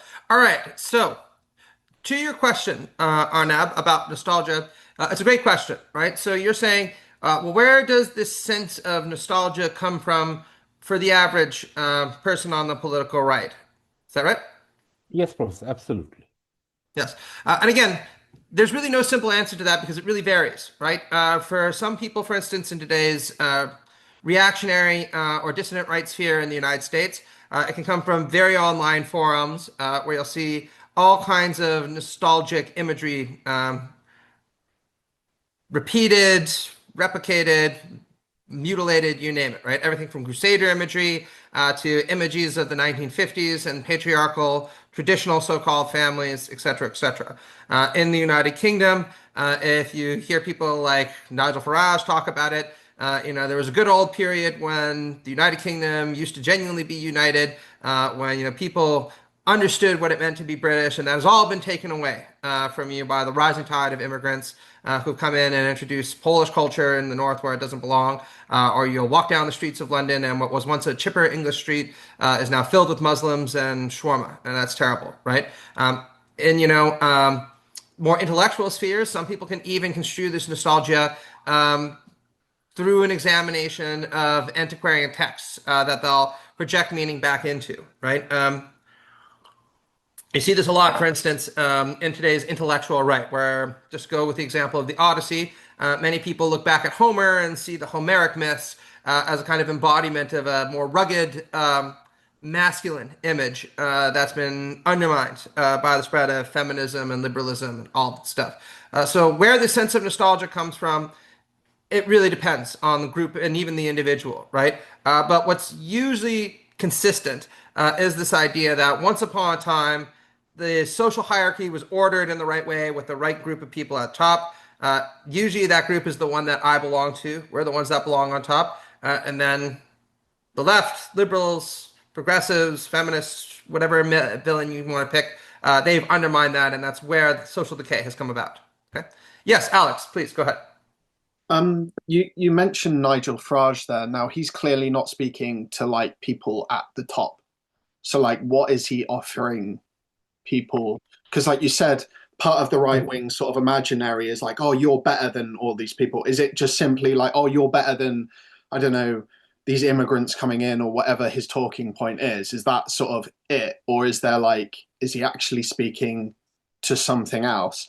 And just second to that, I would say, I mean, are we saying that nostalgia isn't something the left also has? I mean, I see a nostalgia for the forces of production over a society of consumption. I see a nostalgia for alienation. I see nostalgia on the left. I mean, one of the greatest criticisms that you saw a lot from the right towards someone like Corbyn, right, was this idea that, oh, he was a nostalgic socialist who was stuck in the past. So again, where do these things play in? Yeah, absolutely, right. So I want to be very clear to the second point that the importance of nostalgia on the right does not preclude its relevance on the left, especially I think in the after the fall of the Soviet Union and the at least temporary collapse of what sometimes people call the communist left or the radical left, right? There's a deep-rooted nostalgia to kind of return to that time period. And of course, Corbyn and others were associated with that, right?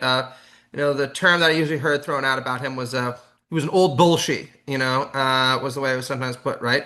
Kind of a throwback to pre-Blair times and New Labour, et cetera, et cetera. Something people didn't expect that they'd ever see again, but, it didn't really seem to gain a lot of traction, right?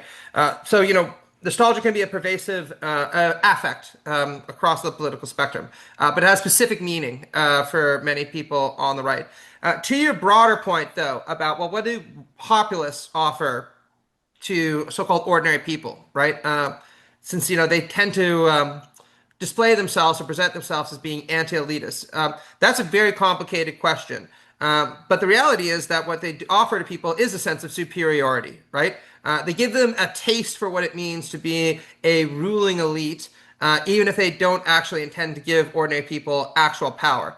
And we'll talk a lot more about this when we look at fascism, right? But one of the kind of characteristically modern features of fascism was it wasn't just ultranationalism, but as Roger Griffin would put it, a populist form of ultranationalism, right? What made Nazism appealing to many people, beyond, its many other promises, was the insinuation that if you were German, you were part of a racial elite. And yes, within Germany, you might be subordinated to Hitler and the Nazi Party, but in the broader world, you were a racial aristocrat, to use Hitler's language in Mein Kampf, right?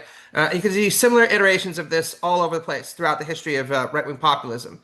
Just to cite one other example, in the build-up to the American Civil War, there was a major effort undertaken by proto-Confederates to try to sell slavery to poor whites in the American South. Anyone want to guess why they would do that? Why, if you were a slave owner, would you want to sell slavery to poor whites in the American South before the Civil War? Make money. Not to make money. I mean, what are you going to need pretty soon before the Civil War? Soldiers, right? You're going to need people who are going to go in, they're going to fight for slavery. You can't do it by yourself, right? So there was a massive and intensive effort on the part of the slave-owning class in the American South to pitch slavery as something that elevated poor whites. A good example of this would be a pamphlet by Stuart Townsend, not the drummer, but the white supremacist. And he said, in the American South, circa the 1850s, to be white is a title of nobility. And even if you are a poor white man living in the American South, you are still well leagues above where your counterpart would be in the North, because to merely be white in the American South means to be part of a racial aristocracy, right? And it worked, right? Many poor whites in the American South prior to the Civil War enlisted in the Confederate Army to defend the slave system, precisely because they felt that, they felt attacked by its removal, and their sense of status as a result of being allegedly higher on the racial hierarchy was felt to be attacked. So right-wing populists are extremely adept at offering people a taste of being a recognizable superior, while at the same time, of course, insisting that the proper social hierarchy still needs to be maintained. They're not egalitarians. And Farage is an emblematic example of someone who does the same, right? What does he do?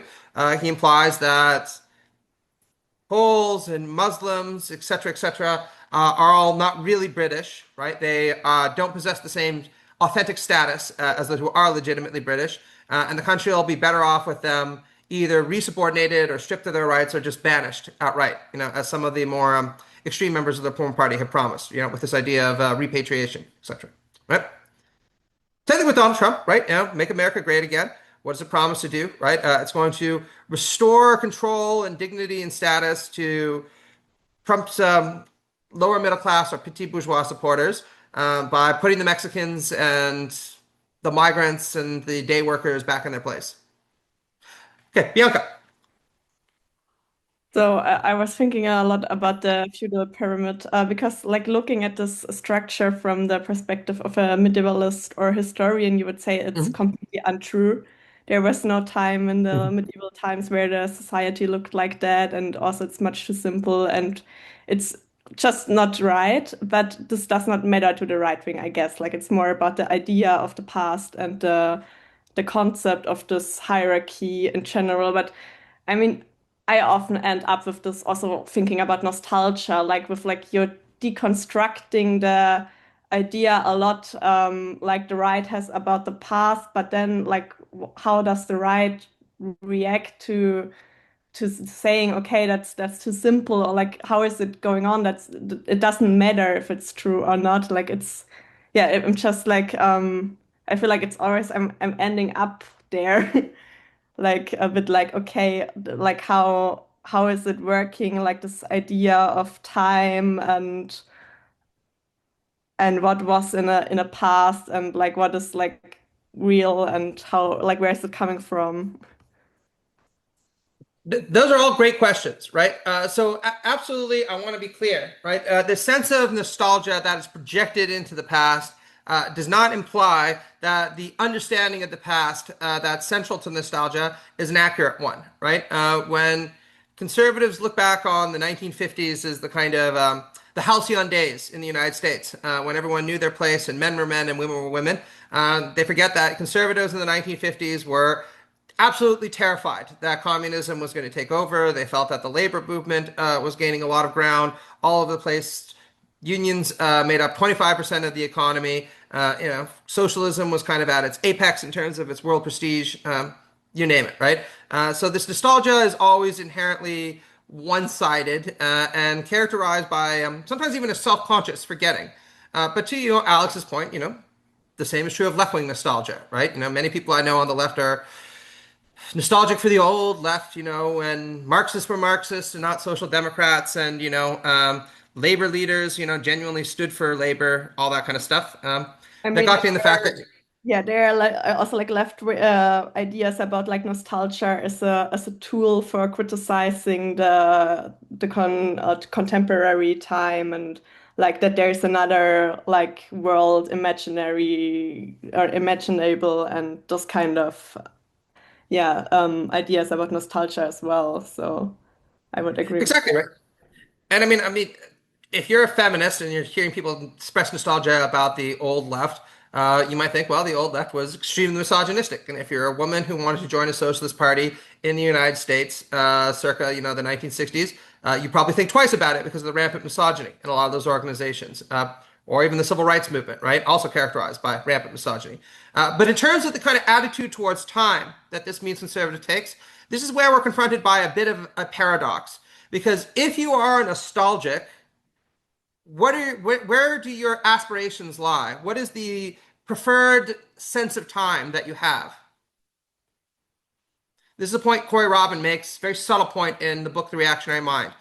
For conservatives, what is their preferred dimension of time?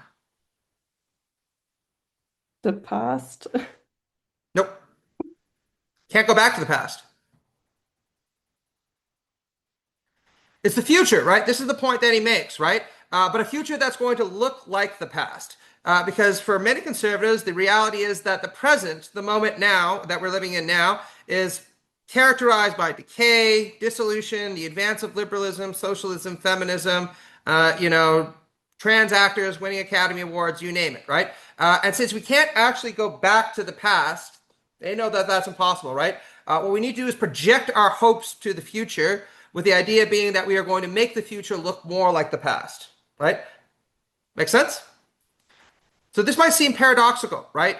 How nostalgia inevitably leads to this very futural sensibility, but it's important to understand this when we start to look at things again like the counter-revolutionary tradition or the fascist tradition, right? Fascists promise people an entirely new world, right? Albeit one that was going to restore Germany to the way it was before. Makes sense? And that was in part because they felt that, Weimar was decadent and queer, and, gays could walk the streets of Berlin without being subject to slurs, all the stuff that the Nazis thought were horrible. Make sense? Yes, thanks. You're very welcome. Okay. So now we're going to get into our first major conservative thinker. Okay.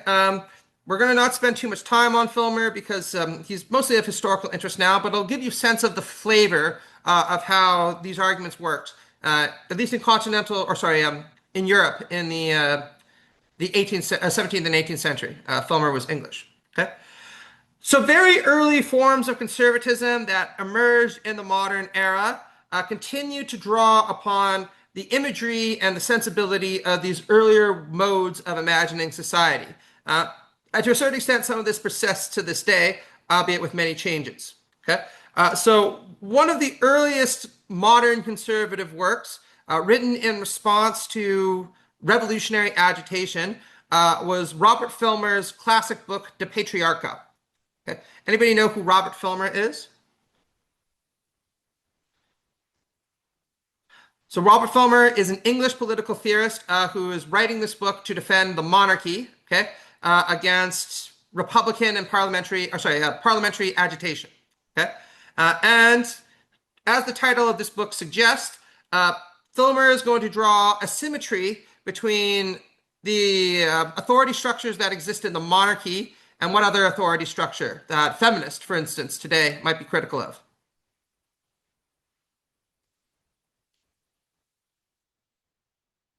Patriarchy. Patriarchy, exactly, right? So we're going to get into some more of the details of Filmer's work, but he's going to say, just as the man is the lord of his family, so too is the king, the father, and the lord of his country, right? And this is important as a move because it'll show you how, for many conservatives, these forms of hierarchical organization overlap, right? Just as the man is the head of his family, the lord of his family, or the king of his family, so too is the king, the head, or the father of his country. Okay. So into Patriarcha, which is not a long book, you can read it in an afternoon if you wish. Filmer makes a number of different arguments for why monarchy and aristocracy are the natural order of things, and calls for democracy and parliamentary reform are all not going to amount to anything, or if they do amount to something, it's not going to be good. Okay. Some of these arguments are a little bit weird, but we'll brush past them quickly, but some of them are actually fairly good. Okay, so the weird argument, at least from our very modern and perhaps secular standpoint, is this one. So Filmer argues that the kings of Europe are closer in descent to Adam. Okay, does anybody know who Adam is? Who's Adam?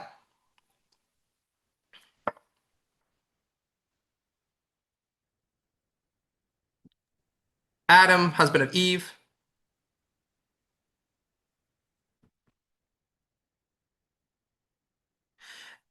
Adam in the book of Genesis is the first person created by God, right? So if you read the book of Genesis, right, God says to Adam, I am appointing you ruler of the earth. Again, you have suzerainty or sovereignty or lordship or dominion. There are a lot of translations over the birds of the air and the fish of the sea and the fowl of the earth.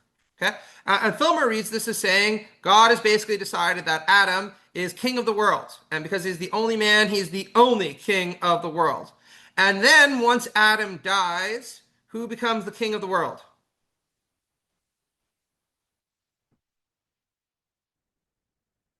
You think? If you're Filmer.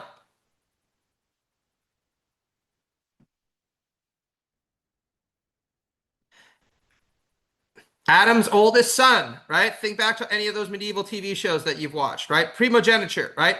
Adam is king of the world. He's been given dominion over the world and all its creatures by God. And then Adam's son becomes the new king of the world. Okay? Makes sense?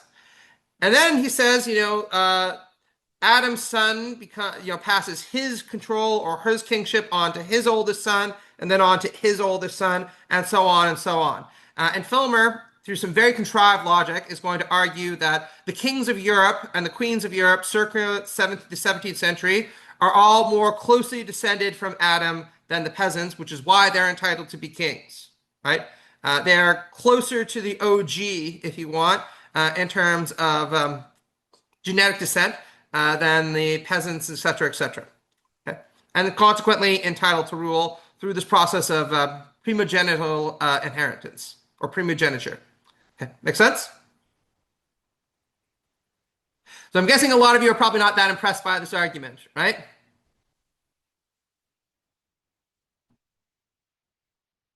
Probably not, right? A lot of people, including revolutionaries like Locke, thought it was pretty silly. But this is a more interesting argument that Filmer makes, that you'll still see many conservatives invoke to this day.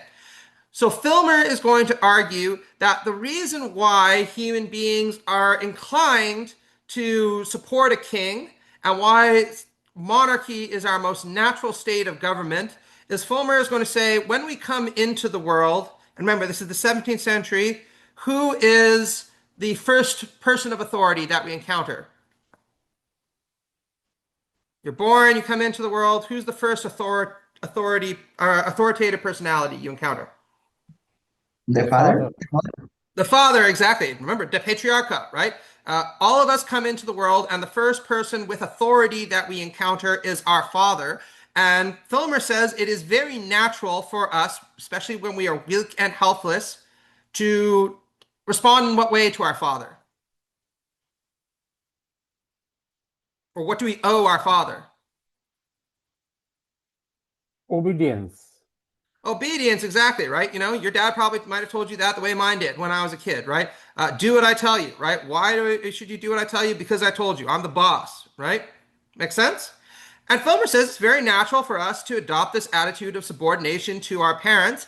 And not only is it very natural for us to adopt this attitude of subordination to our father, it is good that we adopt this attitude of subordination to our father, right?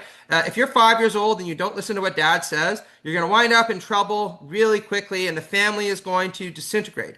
So Filmer is going to argue, since it is very natural for us to defer to the father figure in our family, it is clearly going to be very natural for people in a country to want to have who in charge?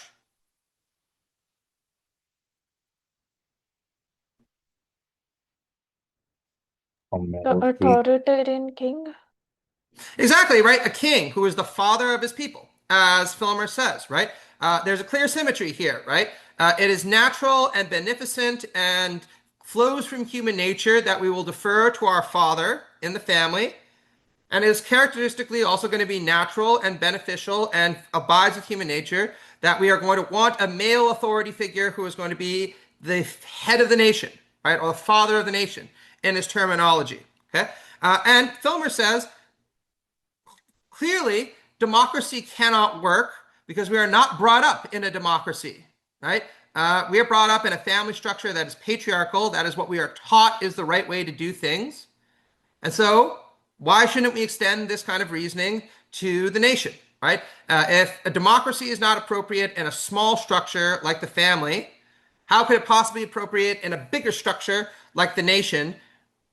Why wouldn't we want a paternalistic father figure to be in control there? Okay, makes sense?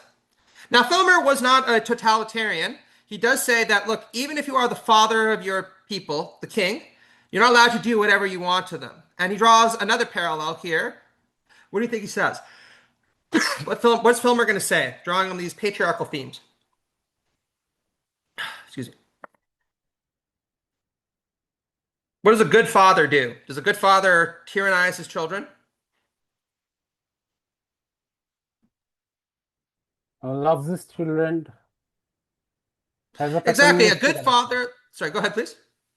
has a paternalistic affection towards them. Precisely. Very good, Anna. No, so a good father is owed obedience because he treats his children well, right? He looks after them, he provides for them. Above all else, he, of course, defends his children. And that's one of the reasons they owe him their obedience, right? Good father is not a tyrant who is abusive towards his children. And similarly, Filmer is going to say a good king is somebody who is a benevolent parent to his children, right? Looks after them, provides crops for them, defends them against foreign invaders like the Spanish, you name it, right? But similarly, sometimes dad needs to do what to his children also, especially when they get out of line. Discipline them. Discipline them. Exactly, right? Every now and then, daddy needs to punish someone, right? Because they've acted badly, they've acted poorly. And similarly, Filmer is going to say every now and then when the people become insurrectionary or revolutionary and they don't know what's good for them any longer, the king is going to need to step in and chastise them through violence and coercion if necessary. Okay? So you owe your king obedience in the same way you owe your father obedience in return for protection and benefits. Okay? Make sense?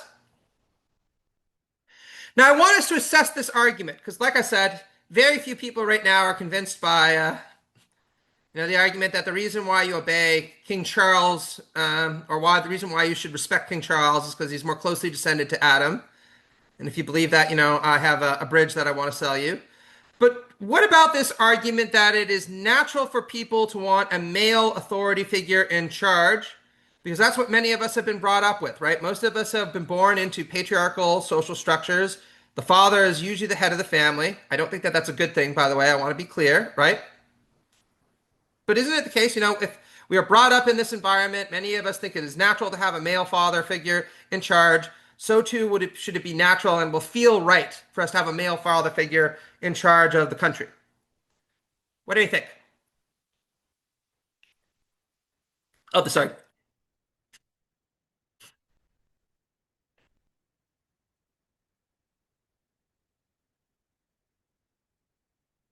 Anyone here thinks this is true?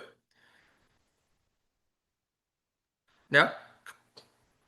it's a kind of like conditioning that has lasted for a long time. So it seems that it is the quote unquote natural way of looking at things, looking at society, looking at the state, that the male patriarch is actually the head of the family. But there are one point I would like to observe here. There are tribes across the world, indigenous First Nations people, who still have matriarchs, a matriarchal system, and the matriarch as the head. So this points to the fact that there was an older system of matriarchy, as some 19th century writers like Bachofen, Jakob von Bachofen, whom Jung, Otto Gross, they quoted him, that there were sun-worshipping matriarchies before the patriarchal system used up that place. Very good. So you're saying, look, this seems like a kind of social conditioning, right? People who are brought up in patriarchal social authority structures imagine that that is the right way to do things, but there are other ways that we could do things, right? There are matriarchal social structures, right? Is that right? Absolutely, Professor. Okay. Now, I think that there's a good way of construing this and a bad way of construing this. Filmer might respond to that by saying, okay, but that just goes to show you why, if you live in a matriarchal society, you shouldn't have a king, you should have a what? You should have a queen, a matriarch. A matriarch, right? Maybe you would write a book, De Regina, right? Right. Still have a very authoritarian social structure, except, with mom or mother as the lord of her people, the authority structure of her people, rather than thing. Anyone else? What do we think of this argument? I say that because I don't think most leftists would be comfortable with the idea that we're going to have a female dictator or a female authoritarian ruler any more than they would be with a male authoritarian leader. Maybe some would be more comfortable with that, but I would question whether that is a sound instinct. What do you think? Does this argument make sense?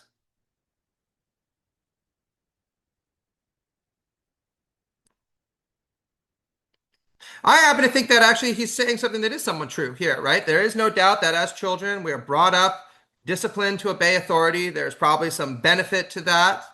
It can feel natural to us to defer to certain kinds of authority structures because of conditioning. What's wrong with this argument then, if anything is wrong with it?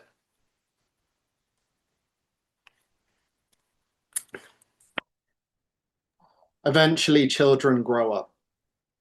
That is true. Eventually we grow up and we might bristle at still supporting ourselves.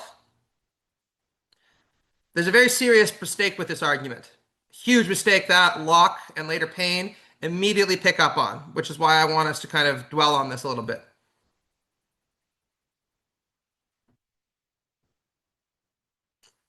Is the king actually like a father?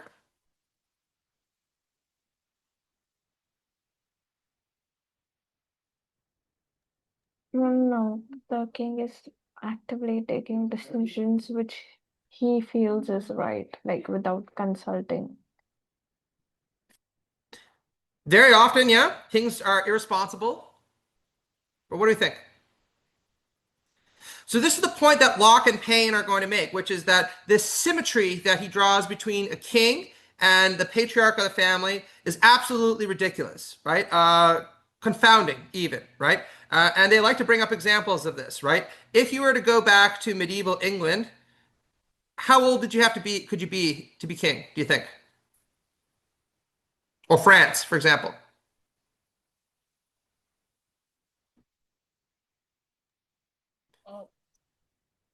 I don't think there was a fixed age, because the Dauphin was crowned king when he was very young, as far as I remember, as far as I recall. Exactly, right? Locke points out there have been kings who are the father of their people who are 10 years old, right? And who are apparently alleged to possess wisdom and authority that other people do not have, right? Which Locke points out is a ridiculous claim. But more importantly, they both point out there is a deep asymmetry between claiming that somebody who is the head of a state and a government using the machine of government to maintain control, it's very, very asymmetrous to imply that that is the same as being the head of a family or the parent in a family. Okay? So I want us to take note of that, because the mode of argumentation that you see in Filmer is something that conservatives are going to use a lot, right? That this is very much like this, and the same way that you obey here, you should obey there. Okay? Just to give one example, Roger Scruton, the great English philosopher, has defended the English monarchy precisely along the lines that Filmer has, right? That much like you owe you have a family, you can obey people in your family because they're authoritative figures. So too should you obey the monarchy in England because you owe your allegiance to it. They're the head of the family, that kind of thing, the English family. Okay, make sense? Whenever you see these arguments made that X is like Y, and just like you obey X, you should obey Y, you should ask yourself whether X is really that much like Y. Okay, make sense? And in my opinion, they're usually very different. Okay. So moving on to our conclusion. So how did things begin to change, right? Early liberals began to challenge the view that society ought to consist of fundamentally anti-egalitarian and hierarchical structures, okay? And there are many different arguments that early liberals use to try to make these claims. But the main one that you see in the writings of people like Locke and Hobbes is that society is not something that is established by nature and is not something that is set by God. Instead, the claim made by Hobbes especially is that human society and its authority structures are established by what? What do you think? By power. Sorry? By power. By power, exactly. But more important than power, who decides who's in charge? Is it God or is it nature? Who decides who's in charge of human beings? Is it God or is it nature? People in the position of power. Definitely people who are in a position of power, but more fundamental than that.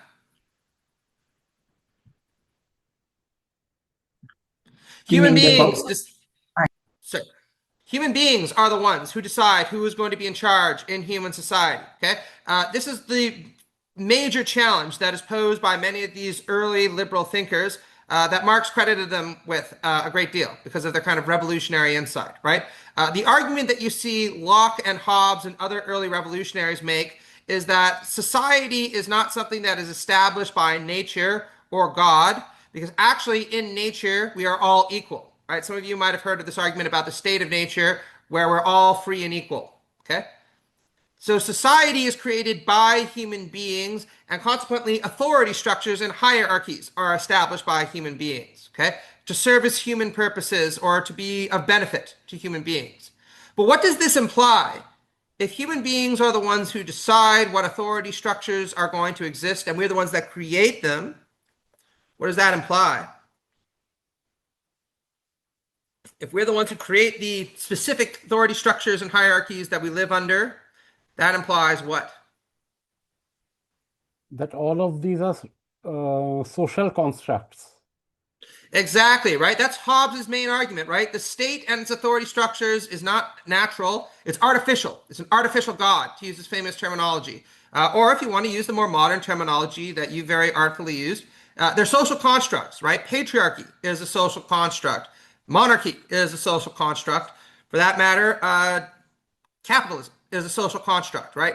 And what this implies, of course, is that if we are the ones that created these constructed hierarchies, we are the ones who made them, what can we do? What choice is available to us? We can destroy them too. Exactly, we can unmake them and we can remake them, right? We can decide that much like there have been patriarchal social constructions or patriarchal forms of authority for a long time, instead it will be beneficial, especially to women, but not just to women, to create non-patriarchal social structures. Rather than having a monarchy, the liberal revolutionaries and later French revolutionaries are going to say, maybe we should have a republic instead, where everyone has a say in how they are governed, because this idea that the king is the father of the people is a ridiculous and antiquated one, right? So what really starts to emerge, beginning in, you can take your pick. Some people say with Stoic thought, some people will say in early modern thought, but at some point, this idea that people are equal and authority structures and hierarchical structures are man-made rather than set by nature, that becomes a very prominent way of thinking about the world, right? And that really challenges this old social imaginary that held that people are fundamentally unequal in nature or established as unequal by God. And consequently, all that human hierarchy does is map or instantiate these fundamental basic inequalities. Okay? So this relates back to the more overtly political arguments that liberals and later socialists and feminists are going to make about natural rights, political participation, and the social contract. Okay, what you're going to start to see people like Locke and Hobbes and later on Thomas Paine and of course Marx argue is that authority is not absolute. It is not given to us by God. It is not set by nature. And of course, early liberals are going to argue that all people possess equal rights, which means that all people have a right to have a say in their own governments. Okay? And moreover, a lot of the ideas about the social contract that start to emerge in Western Europe, beginning in the 17th century, implies that political consent is necessary for authority to work, right? Or to be legitimate is a better way to put it, right? With the implication being that it is the people who ought to be allowed to decide who governs them. They are not expected to just defer to the authorities that already exist without any kind of further say in things.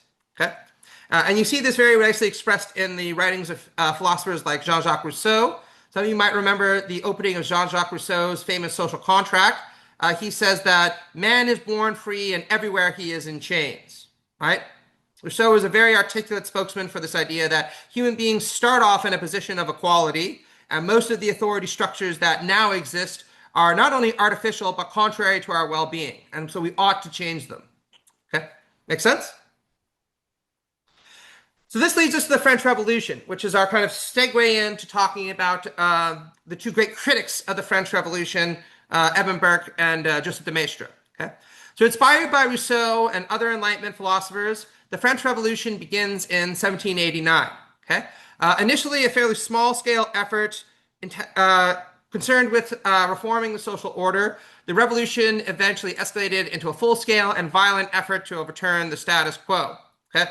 And of course, people are still adjudicating the rightness and wrongness of this revolution. Okay? But the short order is this culminated in the execution of King Louis XVI and his wife Marie Antoinette, and then proceeded through a series of republican and dictatorial governments, climaxing with the restoration of the monarchy under Napoleon I. And many conservatives were horrified by the French Revolution, both because of its disruption of the Ancien regime and the aristocracy, and its mass use of violence to try to remake society. Right? So many of the monarchies of Europe invaded Republican France and slaughtered many people, and anywhere between 28 to 59,000 people were killed by the Jacobins, and later on by counter-revolutionary movements who determined to restore the monarchy. So why is this important?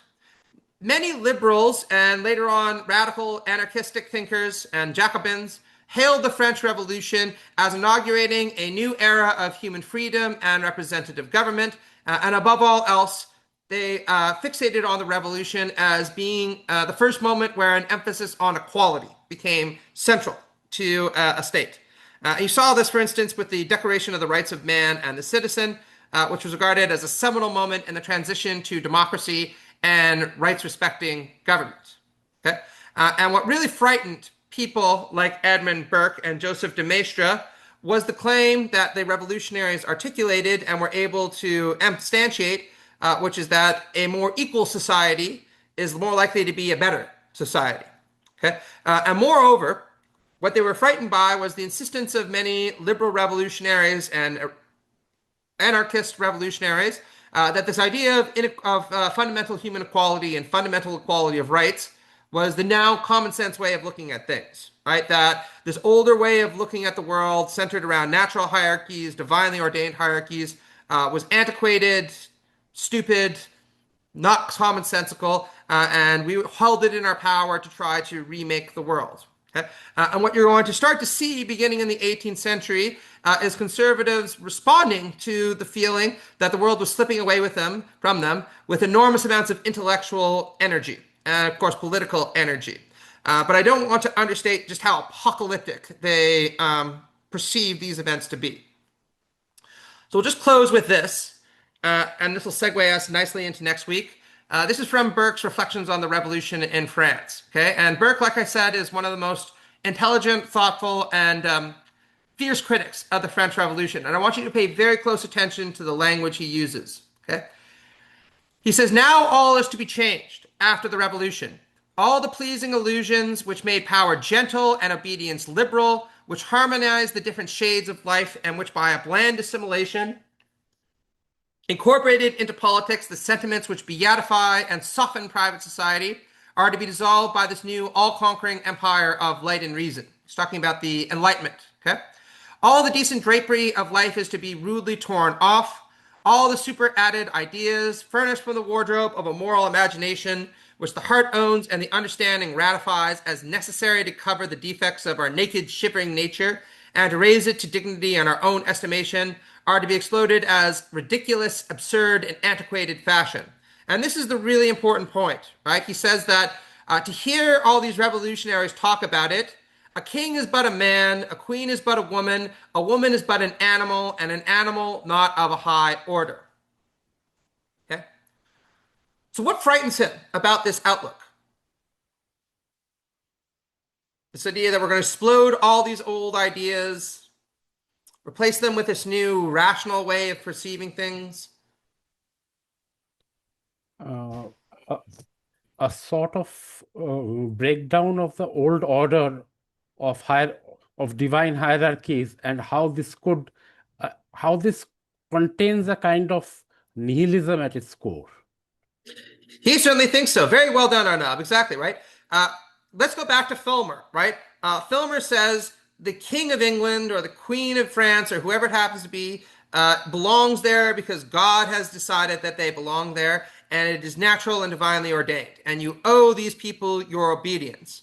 Well, now Burke, at the onset of the French Revolution, is terrified because he's saying all these old ideas are being exploded. Nobody thinks that the King of France is there because of divine rule any longer. No one thinks that King Charles of the United Kingdom belongs on the throne of the United Kingdom because nature has set him there.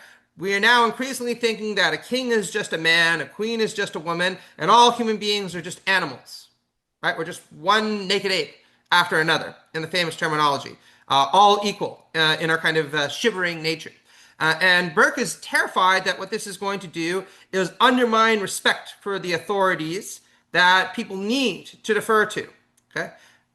Make sense? And we're going to talk next week about how he tries to reconstitute a kind of respect for authority or a deference to existing authority through very new techniques that are going to go on to have a huge influence on the history of conservative thought. And then we'll also talk about de Maistre and how he also is going to argue for even more radical ways of trying to reconstitute respect for traditional authorities. Okay? All right, so I will see you all next week. Happy to take any kind of questions quickly. And I know Alex, I think, Arnav, I believe you want to talk to me. Well, just stick around if you have any questions for me. Yes, Bianca, go ahead. Can I also ask you to maybe write something about the exam as a mail or in the draft to read it for me and prepare for that? Or is there to have it like written down as information? I think it's easier to. Sure, I'll send that mail as soon as this is done.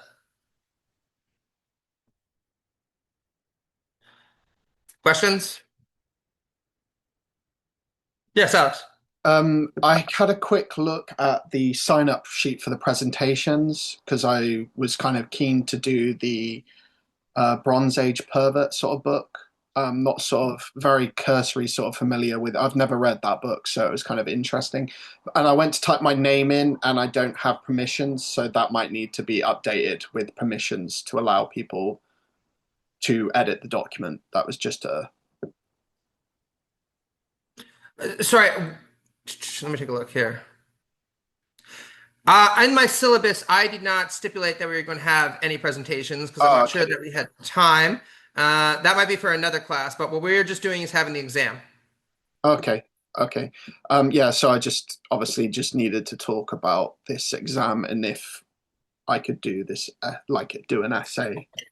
Sure. If you wanted to write a paper about Bronze Age pervert, that would be definitely a way of kind of scratching that itch if you're interested in him.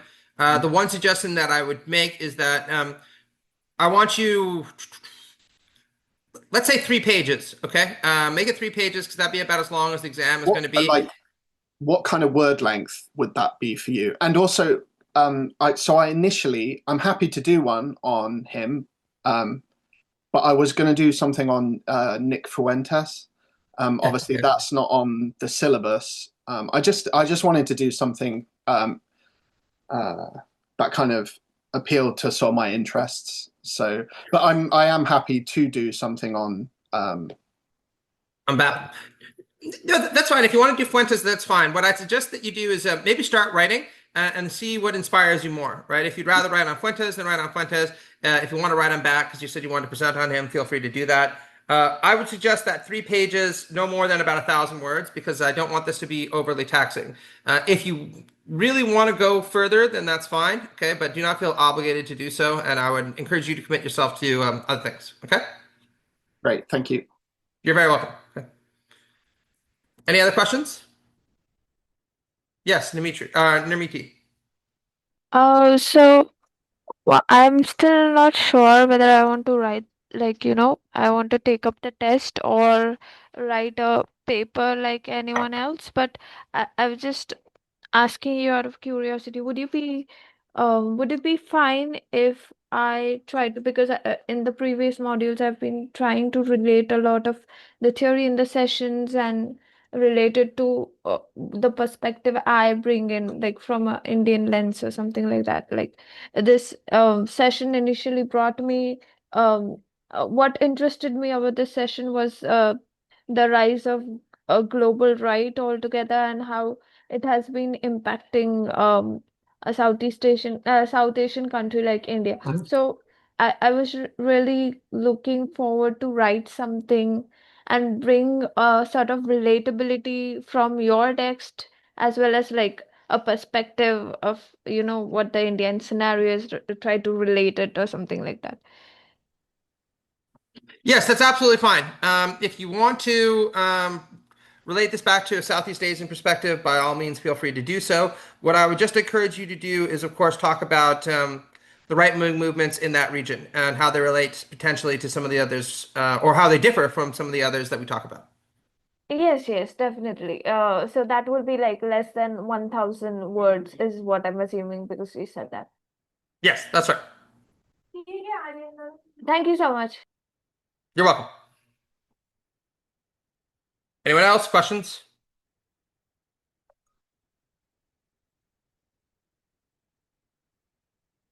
No? We're all good? Okay, so I'll see you all here at the same time next week, okay? I will post that information about the exam and also about the potential essay that some of you want to write, since I get a sense many of you do. And do try to make sure you get the readings for this week and next week done before we speak, okay? Because we're going to be diving quite extensively into de Maistre and Burke because they are very representative and very important figures. And it will very much help guide the discussion if you are at least somewhat familiar with what they have to say, okay? Cool. All right, I'll see you all next Sunday, or next Saturday. Thank you. Thank you. Thanks a lot. Thank you. Nice. Thank you.